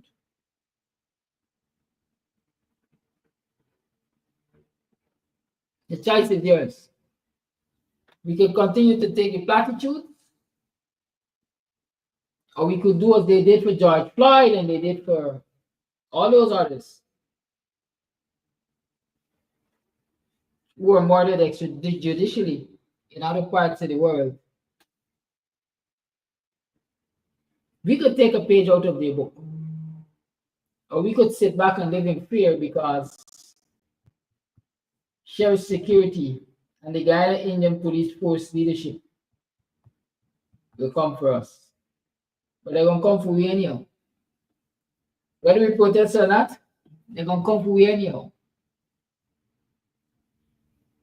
I'll walk it out. The lines are open. 6225933 is the number to call. I'm trying to get an update out of Linden. I'm told that there are efforts to block the bridge. A small group of people are out there milling around and asking, what time are we going to block this bridge to demand justice for Orlando? I have no problem with that approach. But all I ask is that it be a sustained approach. That's all I'm saying to you. Call you on. Yes, good morning to you and all my other black brothers and sisters in Guyana. First thing first, we're going to get there. The message today, how many more have to suffer? We have been singing this song from since 92 up to present. We have been hearing this song and weeping, but nobody coming up with a plan for stop singing that song and when they can't stop from listening. But stop singing it. How many more have to suffer? You don't have to get guns and ammunition to stop this suffering, my black brother and sister. You're well blessed with natural power. What is part of that natural power? Just spending power and hard working power. Where are these guys them when I used to use their power and shut our ex-president Bonham down for days and weeks? Where are those powers? I know Lincoln Lewis still alive, so some powers still alive. How many more we have to go through this nonsense with the PPP government, the Cody government? It is time for we recognize and demand the suffering. It is time for we said enough is enough. I rather dead fighting than for dead in my bed sleeping. I said again over and over, if God didn't want Flash Garden to study that part with what he did to Pharaoh, he would have erased it from my brains and my knowledge. But God leave it there for a reason that black people must not be suffering anymore. Black people must not be slavery anymore. Why the goddamn black people don't use that power? What God give them? Jack Dio government is living by the sword and some Koli people. By the sword towards black people in Guyana. And what black people is doing, supplies them with the file to soften, to sharpen the blade of that sword for turn back on them and them children. It is time we stop singing a song and crying and weeping. What God did to Pharaoh for stop Pharaoh. Kill his firstborn and all them who were supporting him. It's the word of God. And I could come and tell the judge and show you the word of God said. And as a preacher, me get all right for preaching. He said, go ye therefore and teach all nations. And that is part of me teaching, part of me preaching. It is time for stop Jack Doe them from killing our young men and women. Jack Joseph playing that the young people them go to 20 and protest for democracy. Black man and young people go protest for protect one criminals who get them, especially I'm not a young lady me see first. Ridiculous. Fato. It's mommy. You got to walk nighttime in a Jew and for that big white building. His mama got a little son and daughter that will carry drugs for them. His mama is a part of small part of $52 billion in gold. Flash Garden? Yes. Flash Garden? Yes, talk to me. Tell you about these loose statements. Have you seen any evidence to suggest that in Mohammed got people fetching drugs to them, sir? Mr. Amsterdam. Please withdraw. All right, good. Withdraw. It is alleged that they are corrupt in money launderings and drugs and gold and diamond and land. It is alleged. It is alleged that the young officer, the sergeant, when he finished his investigation, it's alleged that Mohammed involved in the killing of Paper Shard. It is alleged. Thank you very much for your time. Thank you for your call.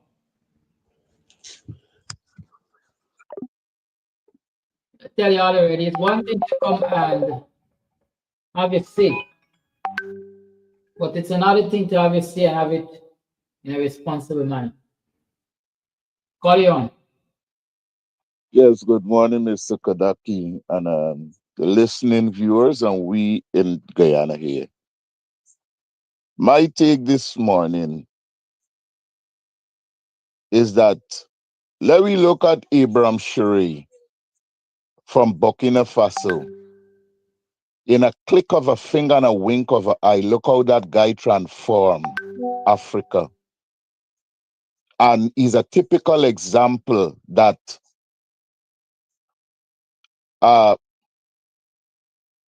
somebody is born that gonna take us back to the days when we was king and queen, and we must look at that banner progress that he's making, and look at the population in Burkina Faso and the population compared to Guyana, and get these thief and cronies just smuggling out and thieving out the wealth, and get we suffering. That when you see that things, the focus is on them, they kill out our son and daughters to move the focus from them and get nonsense going on. And it's a long time that we've been sit to cause this administration crushing us. And they got an old saying, when there's a stumbling block in your way, you have to move it out. Pertaining to you hurt me, I hurt you back, regardless of race, color, or creed. Is we own doing this nonsense with the direction of the administration. Look what they do, the two guys from Borby, as soon as they get into power. They kill this other guy in his bed in Esikrebo. They kill Clinton Bacchus. And it going on all the time. Name me two person that being killed under Granger administration. What we people not seeing? We people not learning? What really going on in this place? What really going on in this place? And this administration better don't pray for people take the street, because everything gonna be happening in the street, cooking, murdering, church, and everything people gonna do in the street. People won't come off the street. They better don't pray for that. Are we black brothers and sisters that condoning this, especially this guy from Melanie? I'm not calling name, but this man, you sit down if you got kids and see what is going on for these devil that running this country, where the population is just a dot of a pen. Are you bringing in Venezuelan and living better than us? Come on, man. We got to do better than this. And last but not least, these politicians in the opposition better come together and strike a deal before we strike them out. I'm telling you. That is my contribution for this morning, because it's boiling over like a boiling pot. And enjoy your day and have a blessed. Thank you for your contribution. The lines made open 62592. Choose the number to call you. Tune to the Guyanese Morning Time. We're talking about the extrajudicial killing of Ronaldo. I kept saying Ronaldo of England. 23-year-old shot. Running away from the police.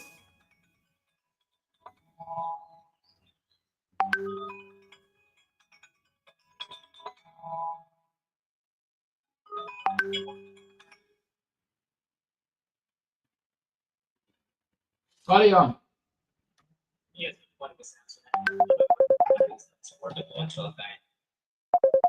agreement of all the both corners of court.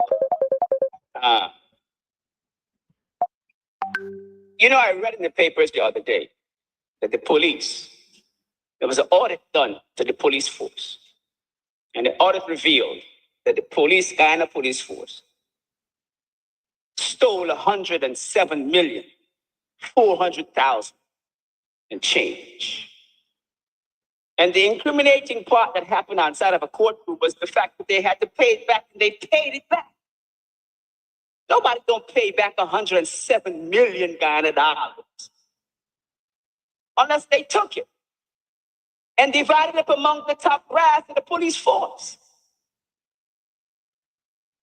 Now, if you look at that amount of money and you check the amount of persons who have been incarcerated for petty crimes and robberies in Guyana, I bet you the amount of money they have been alleged to have stolen don't amount to 107 million Ghana dollars. That shows that the biggest thieves are in the police force.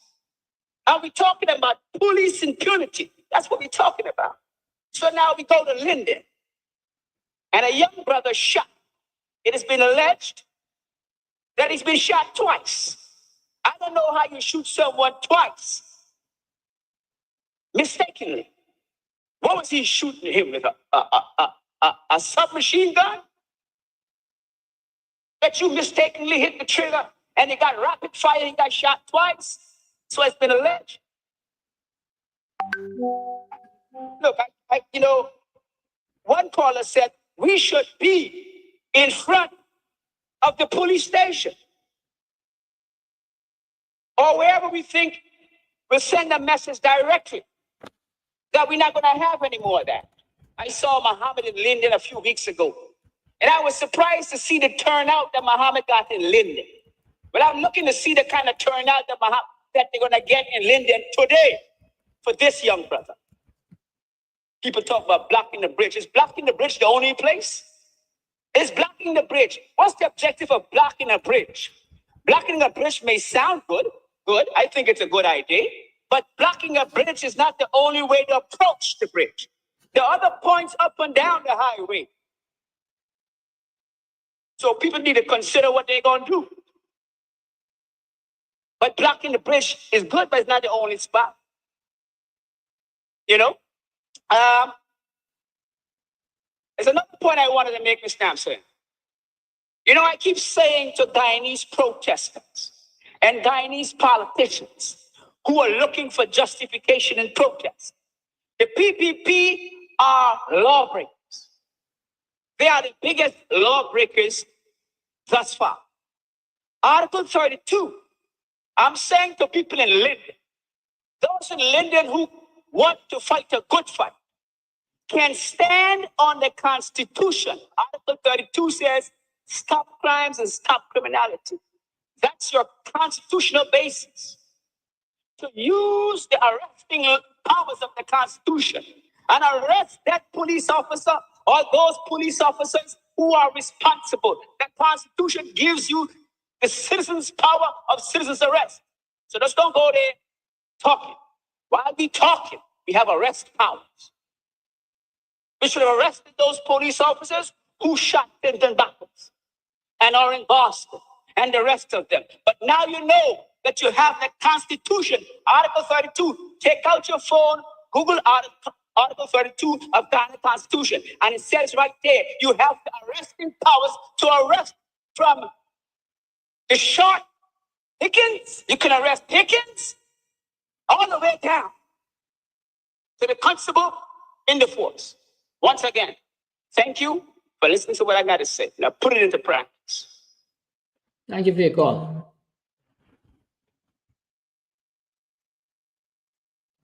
Ladies and gentlemen, we are tuned to the Guyanese Morning Time. What are you on? Hello.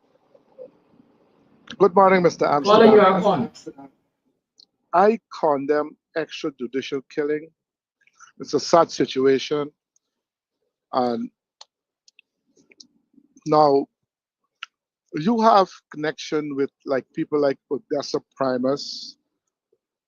She's one. Why she can't get Mohammed to go with her to Linden and protest? And I want to answer the question to the caller that called before Kofi. He asked, name one person that was killed extrajudicially under the Granger administration. And I always remind you, Mr. Amsterdam, right away come to mind when they line up three, dynamite them on the seawall at Ivlery, and they kill them under the Granger administration. And they had an IC witness that Nigel Hughes had, and suddenly it disappeared. And let me remind the caller about another extrajudicial killing. Lennox Cush killed two people, two black guys in somewhere in Campbellville. Nothing never happened. And Mr. Amsterdam, I want to question, like, concerning this Mohammed situation, like, which side you on? Because whatever he's doing, if he did the crime, he got to answer to the charges. But it's not because it doesn't suit you, you're going to condemn the government. Look at President Trump. As soon as he throw his hat in the race, like Letitia James drag him through the mud. I never one day hear you, Mr. Amsterdam, condemn that. You understand? As long as you're getting political, people are going to dig up your past and they're going to, that is my take this morning. I like you say until you get you reach into the city season. Yeah. Go ahead. It's going to talking about Mohammed committing, or allegedly committed. Yeah, he's facilitated them. Listen, the Guyana Police Force. No, the government of Ghana. I wouldn't say the government of Guyana is not the Guyana. I said, now what you would say, I said, the government of Ghana. I said, Barajagio. I said, Kefanali. I said, Robson. I said, whoever responsible for finance. I said, the government of Ghana.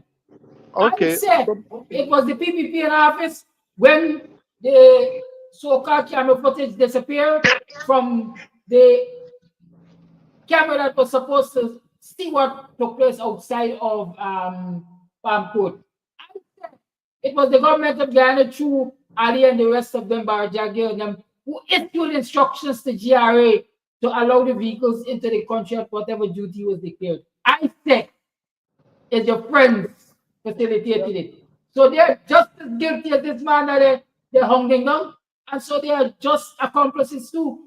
Why aren't you calling for them to be arrested and treated like he is being treated? Mr. Amsterdam, if you were saying I say, it means that you have evidence. If you go to the relevant authorities, you can contact the. Have a good day. Get off my phone.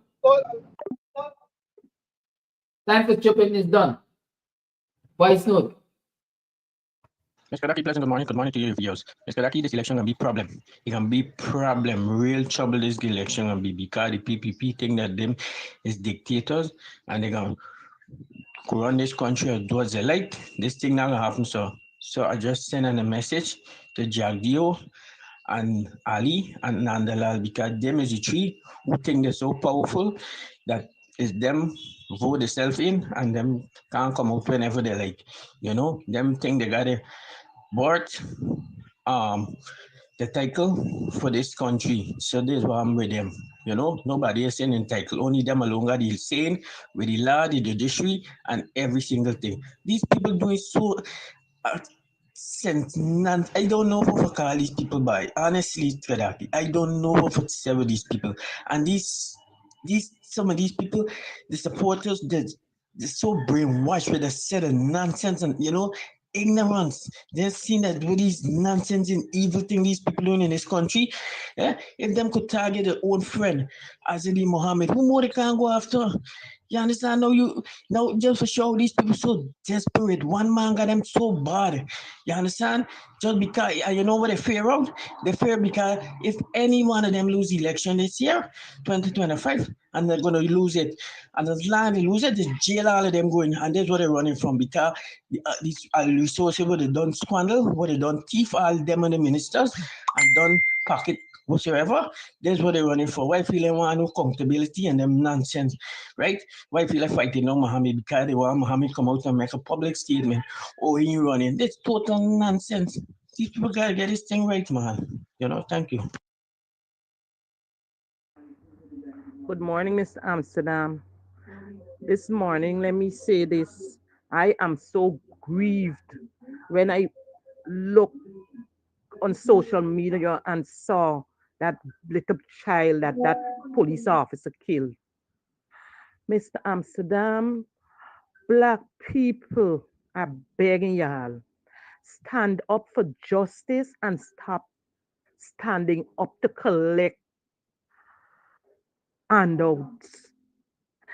Please, I am begging you, if you want to save our young people, stop standing up to collect handouts and do not stand up for justice. That is the most heinous crime that I ever see. A police officer walk up to a child and just shot him like that. What kind of story is this? And then they're lying at the back of it. It could have been my child. It is somebody's child today. Think about yours, when it will be for you. This is the road going down. Have you ever seen them shoot down an Indian child in the street? No. It's our black people, children. Black people, wake up. Wake up. Forget about the few who run into us to endorse them. Their time coming. God is not a sleeping God. We need to stand up against that.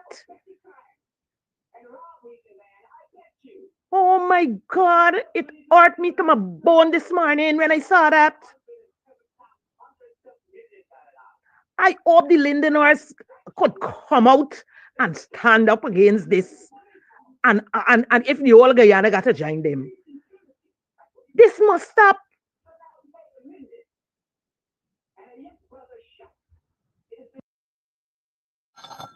Want to tell you something. Let's me, I don't ring no my gate. Yes, who's there? Everybody. Appointment. Yes, let's tell you something. If I got friends in government, I want to ask this question. If I got friends in government, and I bring in luxury vehicles, and I call those friends and I say, man, the duties are high on these vehicles, what you have to do for me? And they give instructions, and I got to pay a concessionary duty. Did I commit a crime? Did I commit a crime? If I committed a crime, they committed a crime. Because I'm of the opinion they are the authority to give me those concessions. And if they didn't get the authority, then they committed a crime too. Why not?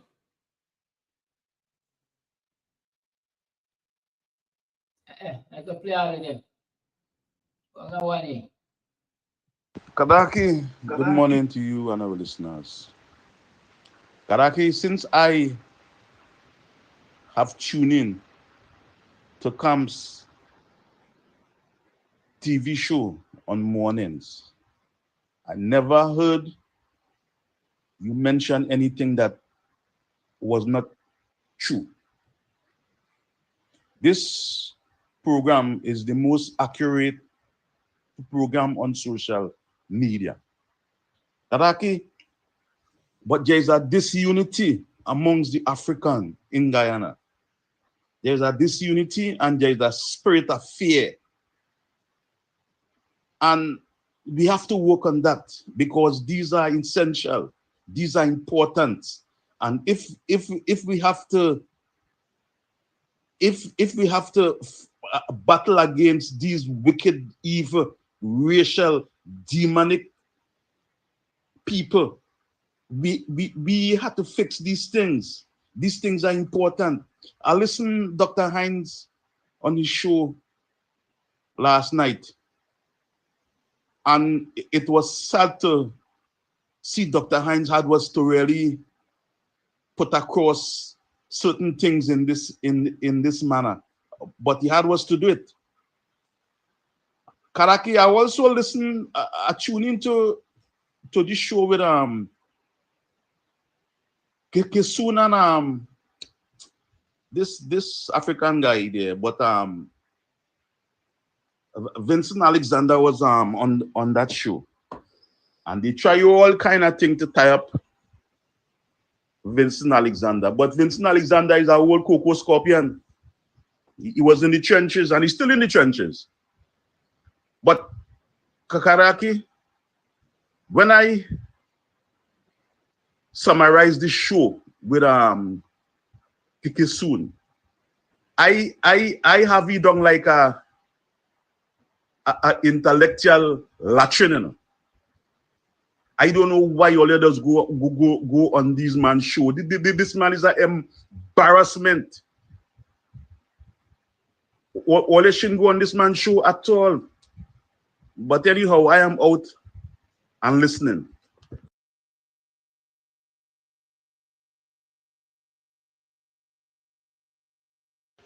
Good morning, Mr. Amsterdam.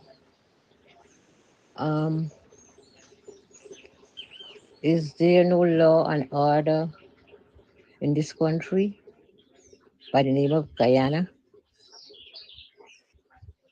The police are supposed to be protecting the citizens of Guyana, not killing especially the young black youth like they are flies. Why you're not hearing they are killing the Indian youths? Why? Why they're not killing the Indian youths when they commit any crime or accused of? According to the information out there is that they got a message, a complaint stating about a rape. Wait, you gonna go with armed police? Armed police, I don't know it's who, and just shot a young guy and snuff the life out of his body like you killing flies? Listen, these Guyanese, all Guyanese, should stand up against this injustice, inhumane behavior by the Guyana police, some of the members in the Guyana police force, which the majority are of Afro descent. What happened to these people? What happened to them? Why they're not slaughtering the Indians, the youths? Come on.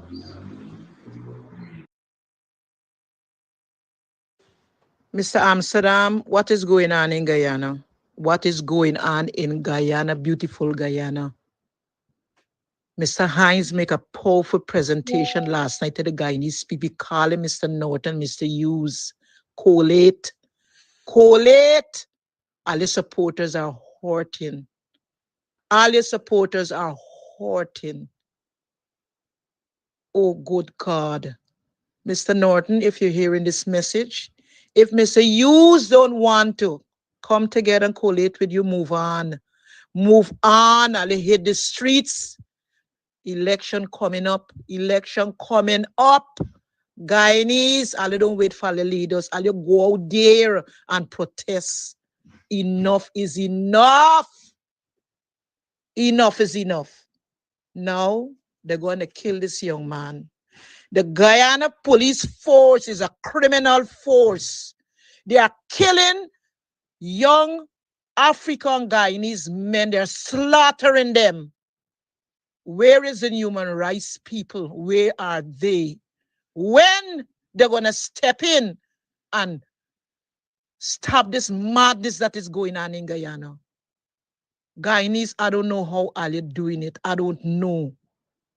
I don't know.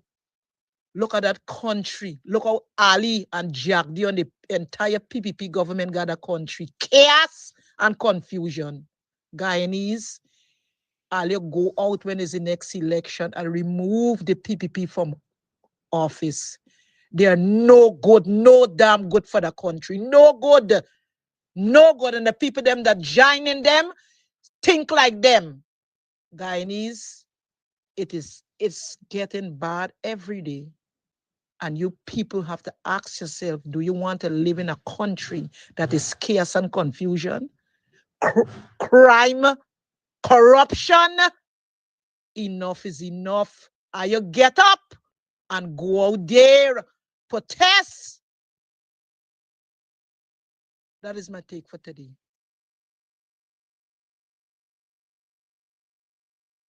Morning, Brother Kidaki. Morning, all writing in Guyanese. Guyanese pertaining to Mr. Nigel Hughes. Mr. Nigel Hughes and Ramjatan, this message is strictly to y'all. You see what y'all trying to do? Y'all need power. Y'all need power and y'all ain't doing nothing for obtain power. You understand me? Y'all just fighting for position. You understand me? And that is one of the worst things y'all gonna ever think to do. Let me show y'all something. See Arby Norton? That man alone run local government election. Y'all run with him. Call you muffled. Are you muffling your voice? You're fighting to recognize you? No. I just want to hear me too. Yeah, go ahead. Okay, thank you. Good morning to you and your viewers. I just want to make a few points. People got to realize that when the PPP in office, it's two things that happen.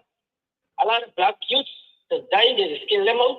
And secondly, there's a lot of fire that's happened under the PPP. I don't know, like there's out like blood or something, right? Secondly, they got to realize the Home Affairs Minister would have put there, he's so incompetent. The acting commissioner there, them got to remember that he's the one who was on the bridge with the layman with the three youths who was killed. They got to remember he is competent also. So we got to realize that incompetent people we're dealing with. And as long as they don't stand up to these people, if that's what they're going to get, and that's what's going to happen. Because some of these people, they just like handouts, you know. And you check and see any ministers are going in any village or areas, or the vice president or who. Check and see who they got leading that in front. It's a black, a whole heap of black, you know what I mean? Nonsensical people. Come on, so when we going to get this thing right? You know, we just fight, you know, we might people really chopping in so, or some petty chopping in, we fight, you know, we might people, and you really see, we really going out something. I agree that people will back Mohammed, yes, but let me see how much people going out to protest today in front of business stations. You know, it's one of we own people, but you know, some of we people like we don't get this thing right, or we don't waking up when the day comes. Maybe if they don't wake up now, I don't know when they're gonna wake up. You know, if it's a target on people like Mohammed, who want to come after? We people need to wake up. So we gotta realize that incompetent Home Affairs Minister there, we don't know clue going on. Everybody's giving gun to. So it doesn't happen, you know. You go in the forces and the forces now, you put the gun in your hand. You never go to train him, not like that. Come on, these people so ridiculous. You know, everybody gets fed up with them. I don't know the international and the world watching and see what's going on in there. Thank you very much. Thank you for your call. The PPP, now I'm going to do what they're doing in certain African constituency at this point in time. You understand me? They will never had what the cost do if you had to join with them. But you hadn't joined. You step aside and allow Mr. Norton going on. You think Mr. Abby Norton going to grant you, Mr. Hughes, presidential candidate? Mr. Hughes, you're a brilliant liar. You're supposed to think twice to try to obtain that position in the opposition, Mr. Hughes. Mr. Hughes, if Mr. Ramjatan is God and guiding you through this process, y'all fighting a losing battle. And Mr. Abinat will never ever give up the opposition leader to you, Mr. Hughes. And what y'all have done to this country. You understand me? Take Mr. Norton for Granger. Your access We to give up the country to the PPP install government, what they're doing to us today. No, it will never happen. Not under Mr. Harvey Norton jurisdiction. You understand me? So, Mr. Hughes, go back to the drawing board. You and Nigel, you and Mr. Ramchadan, yeah, please go back to the drawing board. The drawing board need y'all to make a positive statement to this public of your wrongdoings. Understand me? Y'all got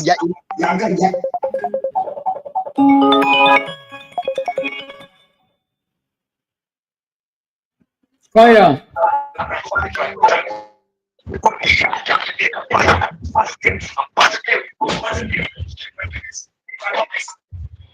of your wrongdoings.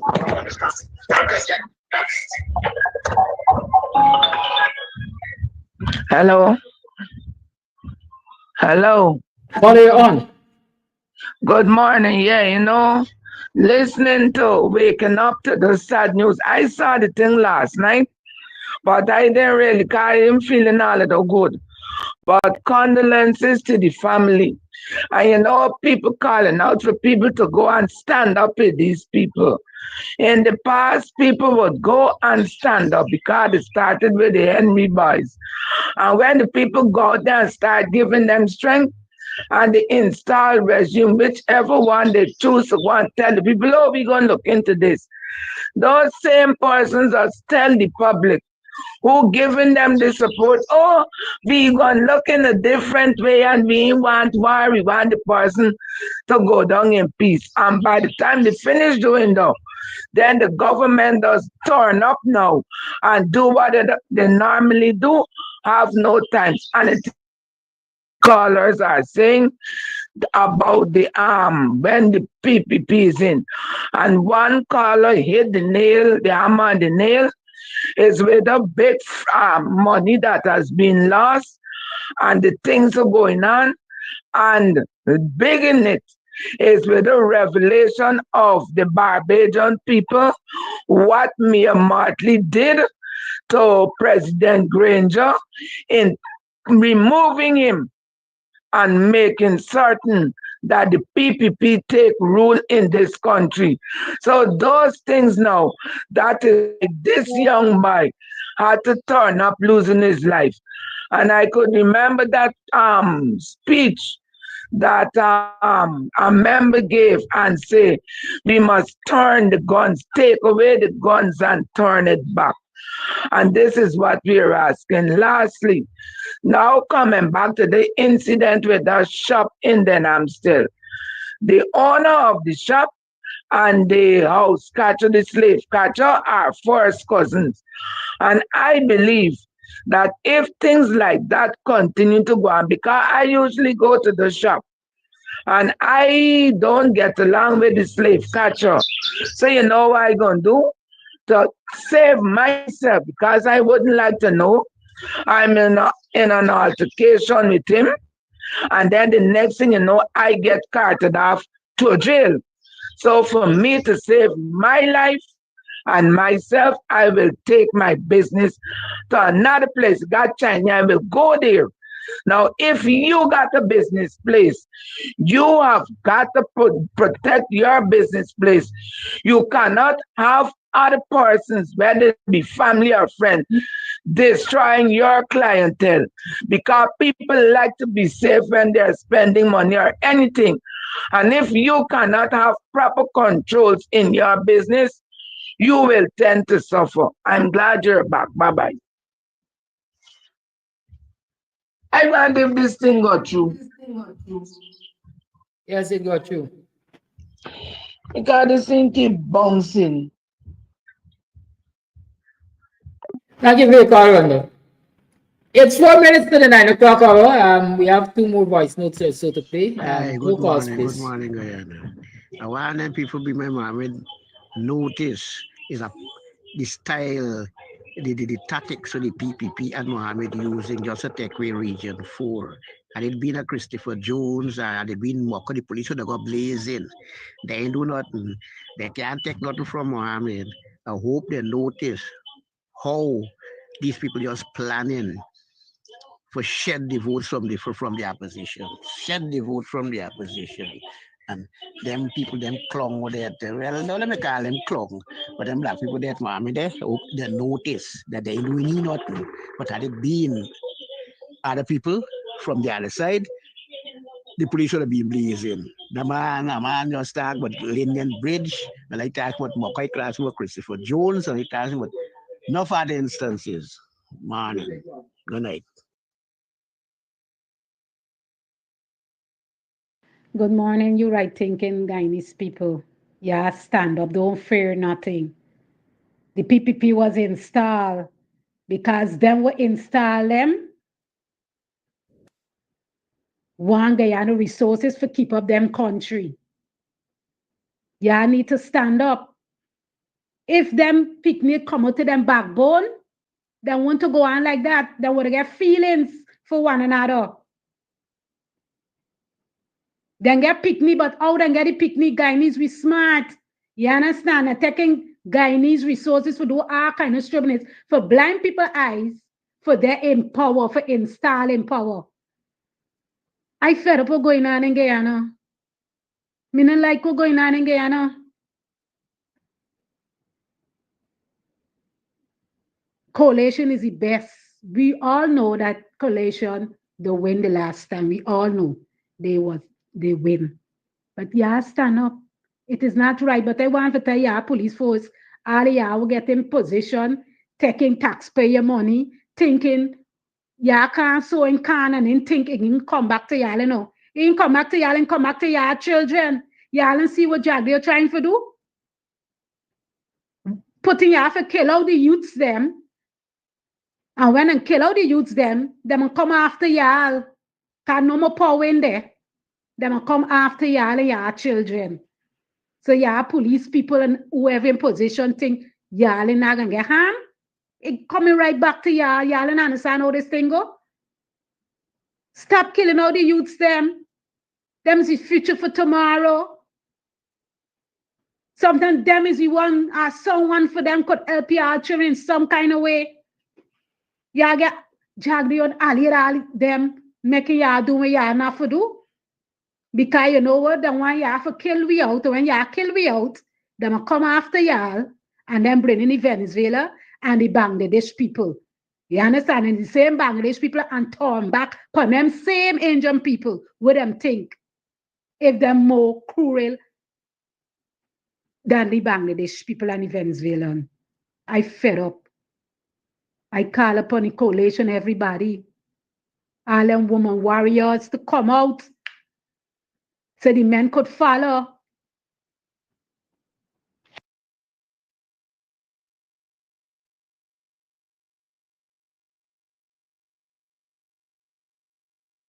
It's now 9 o'clock. Thank you all for tuning in to another program of Guyanese Morning Time. I hope you've done your part. I hope you've shared the program. Those of you who had financial contributions to make by Dell and Cash App and so on, I hope you've done that. I hope you encourage yourselves and others to subscribe and put on the alert button. And I am reminding you that tomorrow at 3 o'clock at the University of Ghana Education Lecture Theatre, there is Storytelling 101, video screening and grounding with Baba Yusi Kwano. Right, that's tomorrow at 3 p.m. You are welcome, and I'm reminding you that the Education Lecture Theatre is not a big theatre. It's kind of, of course, all capacities are limited, and that one has limited capacity. So the earlier you go, you take up the place, it's the best for you. Like refreshments will be served. Do have a great one.